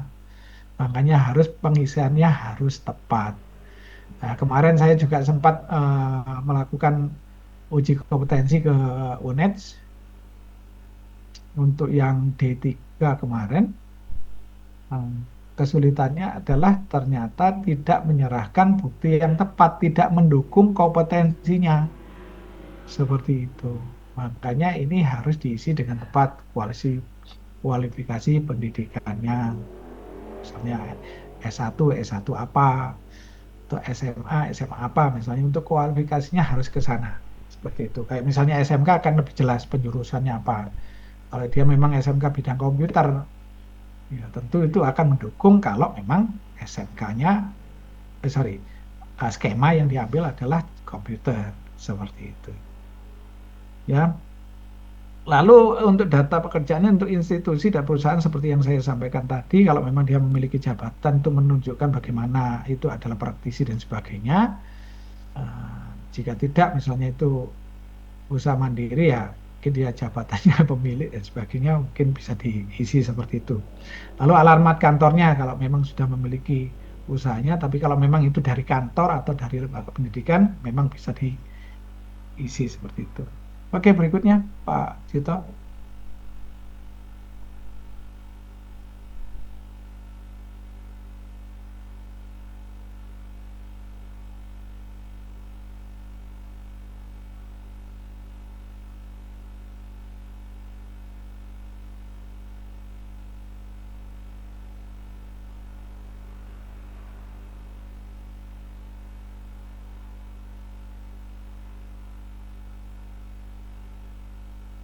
Oke, Pak Cito, berikutnya. untuk apel. Nah, berikutnya di sini ini adalah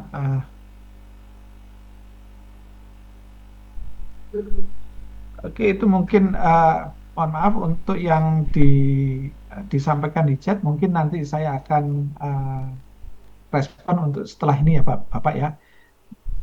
Tadi ada chat dari Pak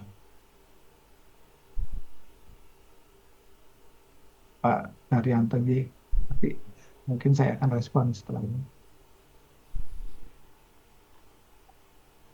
Oke, berikutnya di atas, mohon maaf Pak Cito yang atas. Nah, ini ada daftar sertifikasi ini. Saat diisi memang sudah dibantu untuk sertifikasi karena memang permohonan sertifikasi. Ya, di situ ada rekomendasi pembelajaran lampau itu kalau memang sudah pernah melakukannya, jadi diulang kembali rekomendasi pembelajaran lampau. Biasanya itu misalnya perpanjangan dan sebagainya ya, atau ada pengakuan kompetensi terkini, itu lebih mengarah kepada ya pelaku usaha yang sudah pernah dan sebagainya seperti itu. Tapi untuk saat ini yang dipilih adalah sertifikasi. Nah, daftar unit kompetensi ya, ini ada kode-kode unitnya, ada judul unitnya ini. Dan kegiatan misalnya seperti survei pasar, analisis harga dan sebagainya, itu yang menentukan adalah SKKNI. Makanya itu standar kompetensi kerjanya itu yang sudah ditentukan oleh nasional. BNLSP menentukan hal ini. Jadi ini yang harus dipenuhi. Makanya ini yang disampaikan. Supaya ASESI harus tahu pada saat nanti melakukan kegiatan asesmen, dasar-dasar soal atau pertanyaan dan sebagainya itu akan didasari berdasarkan standar kompetensi kerja seperti ini. Monggo lanjut Pak. Oke, ada 12 unit yang harus diujikan seperti itu 12 unitnya ya. Seperti yang saya sudah sampaikan tadi di presentasi tadi. Monggo lanjut Pak. Oke. Nah ini bukti kelengkapan. Nah, ini bukti prasyarat dasar pemohon. Ya, nah, ini harus diisikan. Jadi setiap asesi itu harus menyampaikan buktinya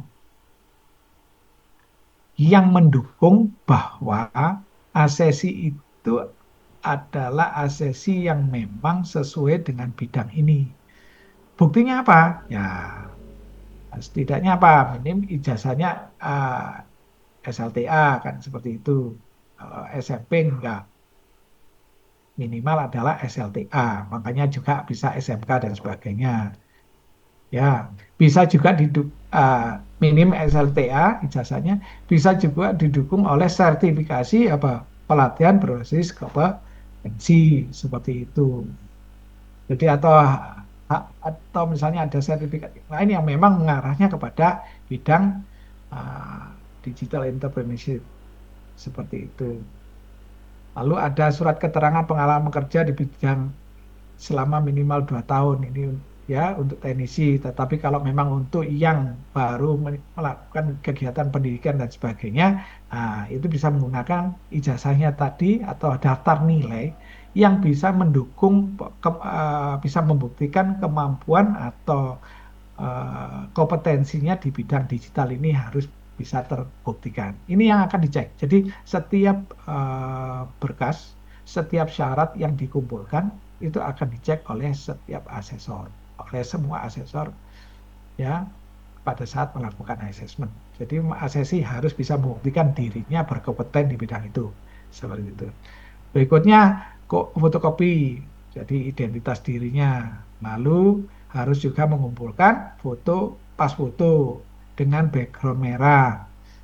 Nah, standarnya adalah tidak boleh menggunakan kacamata, harus rapi, ya kan? Seperti itu. Biasanya nanti pada saat memang akan mengumpulkan itu ada standarnya. Nanti ada misalnya dari admin itu akan dikasih keterangan pas fotonya seperti apa dan sebagainya dan sebagainya. Seperti itu ya, itu bukti administrasi harus terpenuhi. Kalau ini tidak terpenuhi, mohon maaf bahwa asesor akan bisa menghentikan kegiatan asesmen. Karena apa? Asesor bertanggung jawab untuk memastikan bahwa asesi itu mempunyai kompetensi ya dengan dasar bukti-bukti yang ada. Harus sesuai seperti itu. Oke. Makanya dikatakan di sini ada diterima atau tidak diterima. Ya, seharusnya yang memang akan, misalnya kita akan ikut ujian komputer misalnya, ya kita harus bisa membuktikan bahwa kita memang sudah pernah belajar komputer, harus ada itu. Yang nggak mungkin kalau misalnya kita ini mau ujian komputer, terus yang bukti yang kita sampaikan adalah bagaimana kita ini pernah memperbaiki sepeda motor. Nah, itu tentu sesuatu yang akan bertentangan. Dan itu biasa sama asesor akan ditanya, apa enggak salah ini dan sebagainya. Kalau tidak bisa ya harus dicoret. Ya mohon maaf ya, kalau secara umumnya memang ada asesor yang saklek banget dan sebagainya. Tetapi ya secara umumnya asesor itu hanya ingin memastikan bahwa memang di awalnya ya di persyaratan di APL 1 ini persyaratan harus terpenuhi dengan benar sesuai dengan skema yang diambil. Oke, jadi nanti asesor akan mencoret antara diterima dan tidak diterima. Ya, tidak diterima itu kalau memang tidak ada dokumen yang mendukung atau syarat-syarat yang mendukung hal itu. Ya, secara umum ya harusnya diterima. Seperti itu ya. Oke. Untuk apel Pak Jita, Bun.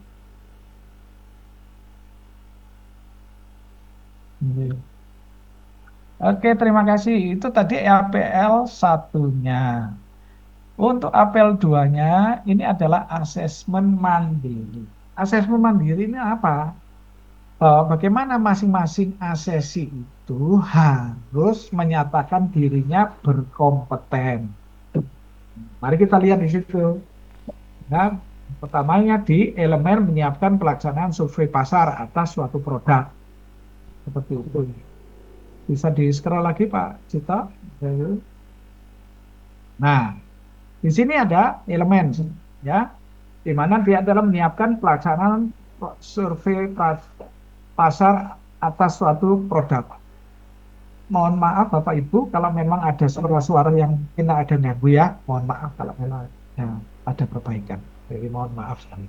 Saya lanjutkan. Nah, di dalam elemen itu ada KUK, yaitu kriteria unjuk kerja. Untuk menyiapkan pelaksanaan survei itu ada 3 KUK yang sudah terlihat. Kita harus pertanyakan pada diri kita masing-masing. Jadi ini untuk APL 02 ini yang melakukan adalah asesi sendiri. Makanya namanya adalah asesmen mandiri. Untuk KUK pengetahuan dasar tentang survei itu bisa dijelaskan apa enggak? Kita menjelaskan itu bisa apa enggak? Kita harus merasa diri kita kompeten. Lalu masalah yang akan disurvei diidentifikasi. Kita bisa apa enggak? Kita kompeten. Tujuan survei pasar ditentukan untuk dasar pelaksanaan survei dan sebagainya. Ya, seperti itu. Nah, kalau kita lihat dari bawah itu semua intinya adalah bahwa untuk jawaban itu harus ngisi yang K. Yang dijawab adalah yang K. Karena apa? Asesor tidak akan pernah melanjutkan kegiatan asesmen, jika ada yang mencentang BK. BK itu berarti apa? Tidak kompeten. Merasa bukan kompeten ya. Nah, di situ harus kompeten. Jadi semua harus diisi, yang dijawab adalah K. Tidak mungkin orang yang tidak siap itu diuji. Orang yang diuji adalah harus menyatakan dirinya siap.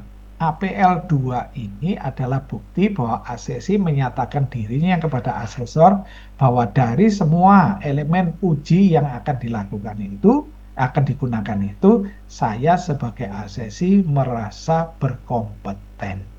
Jadi isinya cawangnya harus K semua.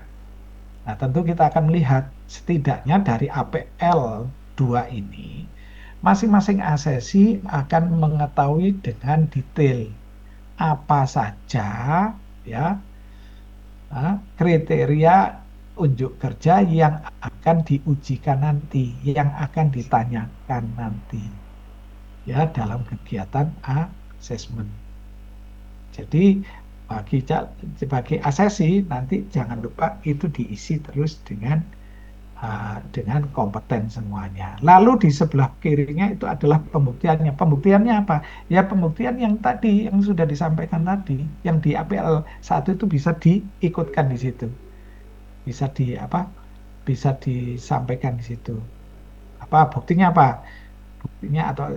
Buktinya adalah ijazah jurusan ini. Lalu kalau memang ada sertifikat yang mendukung, saya punya sertifikat ini. Nah, ditulis di situ. Jadi cawang kompeten, terus bukti pendukungnya apa. Cawang kompeten, bukti pendukungnya apa, dan sebagainya. Seperti itu. Ya.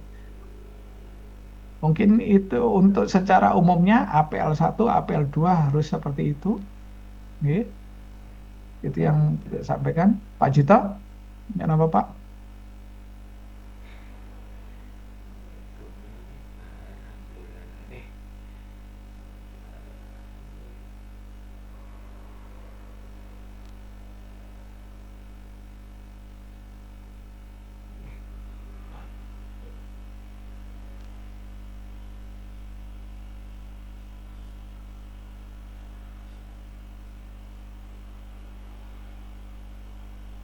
Oke, ini gitu ya. Itu kan sebelah kanan itu ada bukti yang relevan, itu bisa disampaikan di situ. Tulis buktinya apa, pembuktiannya apa? Ya dasarnya tadi ada ijazah, ada sertifikat dan sebagainya seperti itu. Oke.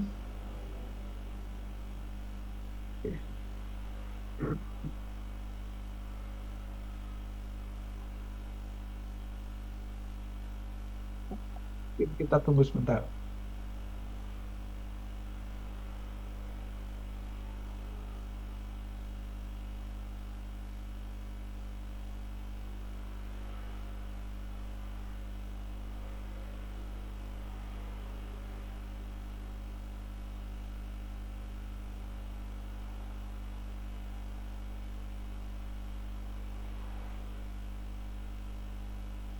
Baik, mungkin saya bisa melihat ke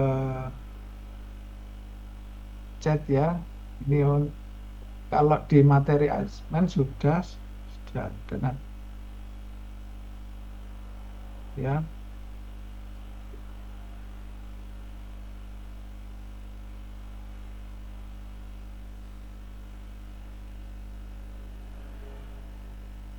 Tadi ada pertanyaan dari Bapak Sudaryanto untuk kalau usaha online-nya apa perlu amati. Itu memang harus disampaikan juga Pak, kalau memang itu usaha online-nya. Jadi kalau memang itu bisa menjadi, itu nanti akan bisa mendukung bukti kompetennya. Bahwa memang sudah melaksanakan itu dan sebagainya, ya memang perlu disampaikan. Biasanya ditanyakan ya, oleh asesor juga. Kalau memang sudah apakah sudah punya usaha online? Oke, sudah punya apa buktinya? Nah, itu bisa disampaikan juga. Ya, sebagai bukti data-data pendukung dan sebagainya. Seperti itu. Itu Pak Daryanto yang saya bisa jawab. Oke, ini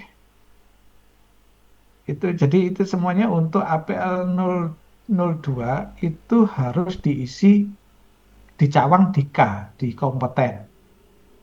Nah, diharapkan bahwa tidak asal dicawang, tetapi diperhatikan satu-satu ya dari setiap UK yang ada, karena itu yang nanti akan ditanyakan. Itu yang akan nanti ditanyakan dalam kegiatan asesmen. Ya, entah itu membuat tugas, entah itu menjawab pertanyaan dan sebagainya itu harus seperti itu. Jadi itu pastikan APL 02 yang dicawang adalah K. Seperti itu. Ya. Ampun. Ya mungkin itu untuk APL 02-nya ya, APL 02. Oke, yang paling bawah Pak Cito. Nggih.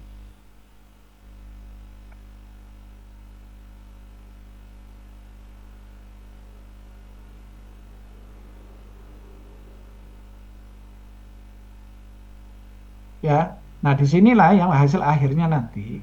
Yang APL 01 tadi berdasarkan syarat yang ada, namanya jelas dan sebagainya, sudah identitas diri, sudah dicek, maka diterima. Dan di sini APL 02 ini adalah penentuan apakah kok asesi itu bisa melanjutkan dalam kegiatan asesmen. Makanya di sini asesor akan melihat dari asesmen mandiri ini ya untuk APL 2. Makanya harus semuanya merasa kompeten di bidang ini. Makanya diisi harus K semuanya. Nanti asesor akan membandingkan. Kalau kita merasa kompeten di bidang ini, buktinya apa? Nah, itu akan dilihat semuanya. Kalau semuanya sudah terpenuhi, oke, semuanya dijawab K, kompeten, lalu dasarnya, pembuktiannya ada, ya, bukti-buktinya ada. Kalau memang semuanya sudah terpenuhi, insya Allah semuanya dapat direkomendasikan untuk lanjut.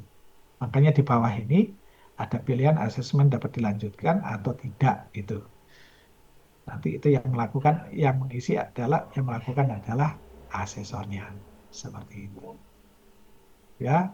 Dan dua belah pihak asesi kalau sudah selesai harus tanda tangan di bawah. Itu harus tanda tangan, tanggal nama lengkapnya apa, lalu tanda tangan dan tanggal berapa itu disampaikan. Lalu ada yang di bawah itu adalah asesor yang meninjau. Dilihat kalau memang sudah oke, nanti akan ditandatangani. Bahwa asesor ini bertanggung jawab untuk memastikan data dari ases itu valid atau tidak. Itu harus seperti itu. Oke, mungkin seperti itu untuk APL 02. Nah, untuk akses mandiri. Pak Cita untuk yang satunya, yang untuk yang ya untuk APL 2 yang satunya Pak. Monggo. Pemasaran online ya nggak salah Pak.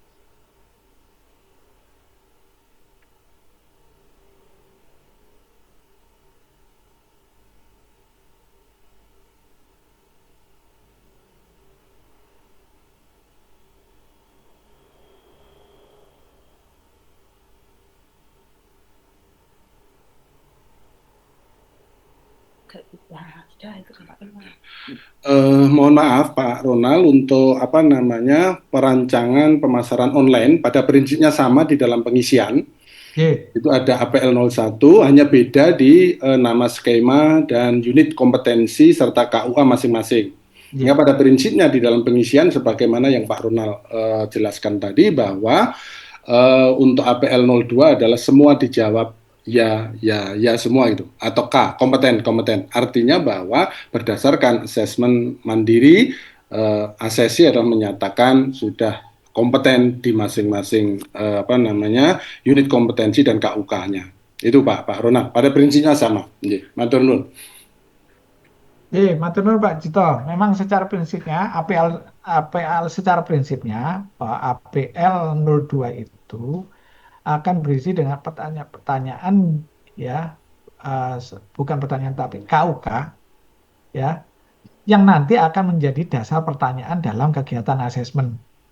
Jadi pertama APL 02 ini agar asesi tahu ya elemen-elemen apa saja dan juga kriteria unjuk kerja apa saja yang akan menjadi indikator penilaian atau kegiatan asesmen yang dia akan dilakukan. Dan setiap asesi harus menegaskan bahwa merasa kompeten di bidangnya. Seperti itu. Makanya harus dijawabkan. Jadi apapun skemanya pasti sama. Bentuknya akan sama. Di mana ada isian di situ ada uh, K dan BK. Jadi kompeten dan belum kompeten. Ya, kalau asesmen mandiri, asesi harus mengisi kompeten semuanya. Nah, kalau seperti yang disampaikan Pak Jito tadi, kalau untuk KUK-nya atau elemennya pasti berbeda antara skema satu dengan yang lain. Tetapi pada prinsipnya APL 02 harus diisi K oleh asesi dengan didukung bukti yang ada. Makanya di samping itu ada bukti pendukungnya apa, seperti itu. Seperti itu. Ya mungkin itu yang bisa saya sampaikan untuk pra-assessment. Ini adalah kegiatan pra-assessment-nya. Lalu pengertian dari penugasan pengapa sertifikasi itu penting dan sebagainya tadi sudah saya sampaikan. Lalu dilanjutkan dengan pengisian APL 01 tadi sudah kita lihat bersama, sudah kita ikuti bersama, dan terakhir ini saya sudah menyampaikan tentang bagaimana pengisian APL 02 seperti itu. Untuk skema yang lain secara prinsip sama, hanya mungkin beda isinya saja. Mungkin itu ya yang bisa saya sampaikan pada pagi ini. Sedikit tambahan Pak Ronald. Monggo. Terkait dengan nama asesor nanti akan kita susulkan setelah ditetapkan oleh pimpinan gitu siapa yang akan menjadi asesor untuk masing-masing asesi gitu. Ya sementara dikosongin dulu. Gitu Pak Ronald. Siap Pak Jito. Berarti mungkin itu yang bisa saya sampaikan. Jadi tadi ditambahkan mengenai nama asesornya nanti masih akan menyusul, nanti akan disampaikan berikutnya. Mungkin itu yang bisa saya sampaikan. Bila mana ada kekurangan penyampaian, ada yang kurang berkenan, mohon maaf. Saya sudah berusaha untuk menyampaikan setepat mungkin, selengkap mungkin. Bila mana ada yang kurang, saya mohon maaf, nanti bisa ditanyakan lagi kalau memang ada yang kurang dipahami melalui chat dan sebagainya. Oke. Terima kasih, selamat pagi semuanya, sukses, salam kompeten. Baik, terima kasih atas penyampaian materinya. Sesi yang selanjutnya adalah sesi tanya jawab kepada Bapak dan Ibu yang ingin bertanya. Kami persilakan.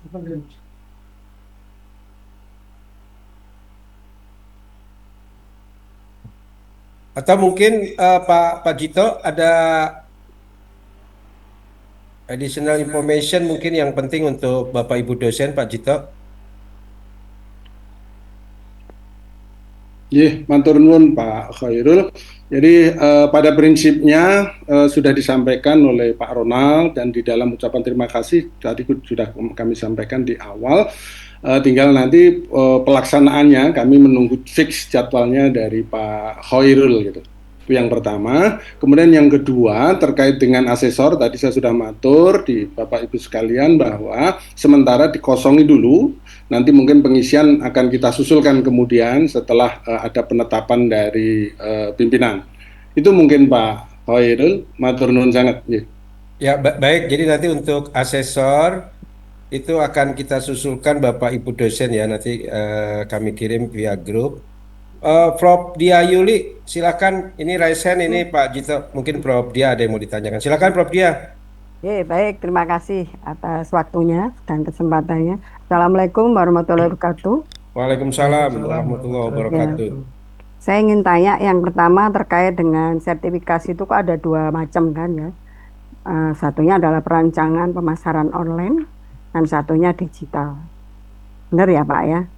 Pengisiannya juga serupa tapi tidak sama. Iya, betul. Kemudian foto, kebetulan saya sudah kadung cetak, foto itu 3/4 Pak. Apakah itu dibolehkan? Kalau enggak berarti harus cetak ulang. Gimana Pak? Itu mohon pencerahan. Monggo Pak Jito. Matur nuwun sangat Prof. Pak Joy, jadi terkait dengan adanya dua tadi itu adalah skema yang kami tawarkan sebenarnya ada 9 Prof, ada 9 skema. Nah kemudian dari 9 skema itu ditetapkan oleh teman-teman ada 2 skema yang terpilih yaitu digital entrepreneurship dan yang kedua adalah perancangan pemasaran online.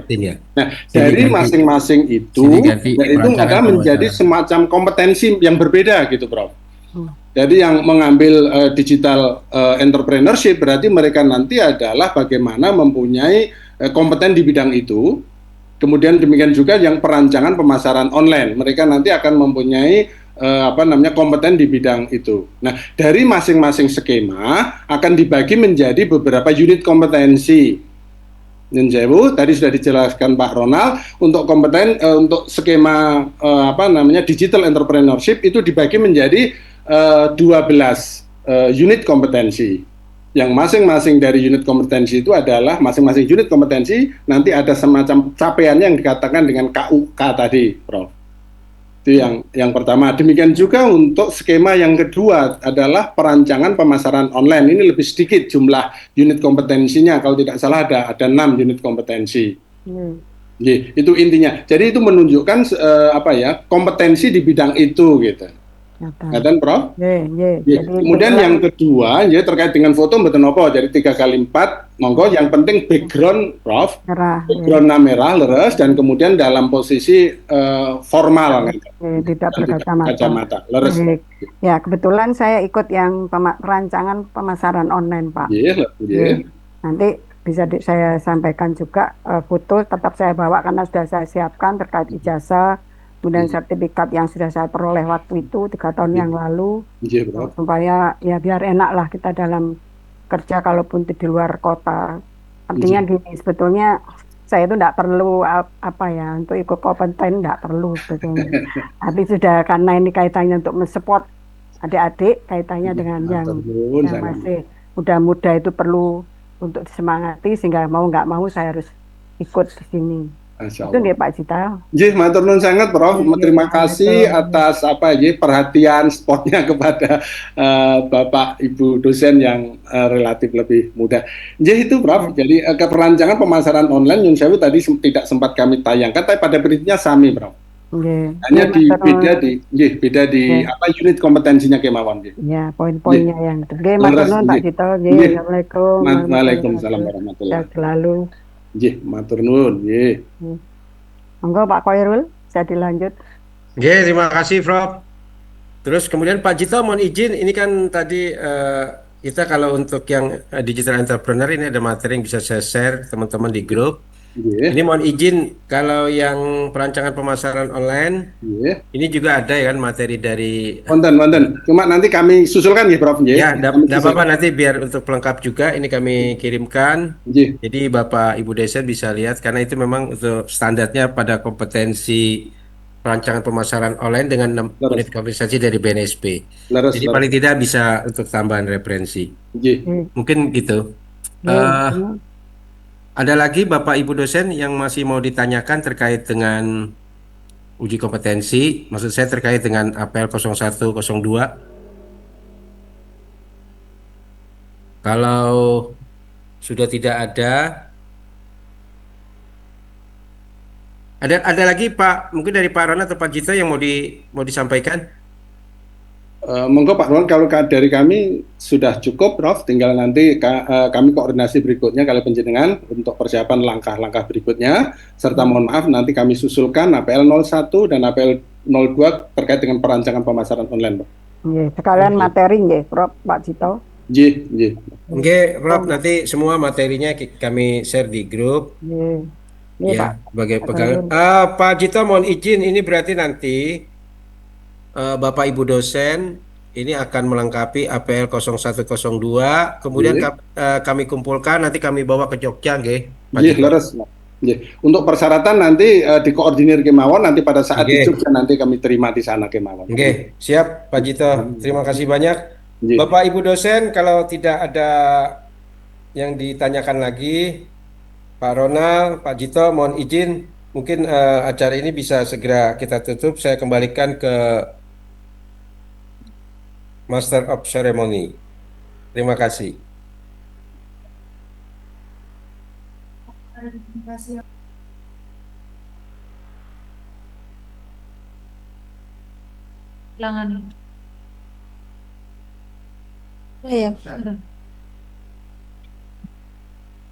Baik, demikianlah acara pada hari ini. Saya, Syifana Salsabila Effendi, selaku Master of Ceremony, mohon pamit undur diri. Atas nama panitia penyelenggara, kami mohon maaf sebesar-besarnya apabila terdapat kekurangan dalam penyelenggaraan acara hari ini. Terima kasih dan sampai jumpa. Terima kasih. Wassalamualaikum Kasih. warahmatullahi Makasih wabarakatuh. Pak Terima Jito, kasih Pak Jito, Pak Ronald. Rona, Bapak Ibu Makasih. Terima dosen. kasih. Nanti saya tunggu APL 0102-nya ya, karena mungkin lebih awal Oke. kami bawa ke Jogja. Jadi supaya nanti memperlancar proses uji kompetensi. Terima kasih, salam sehat selalu untuk semua. Semoga Tuhan Amin. rahmati. Terima kasih. Amin.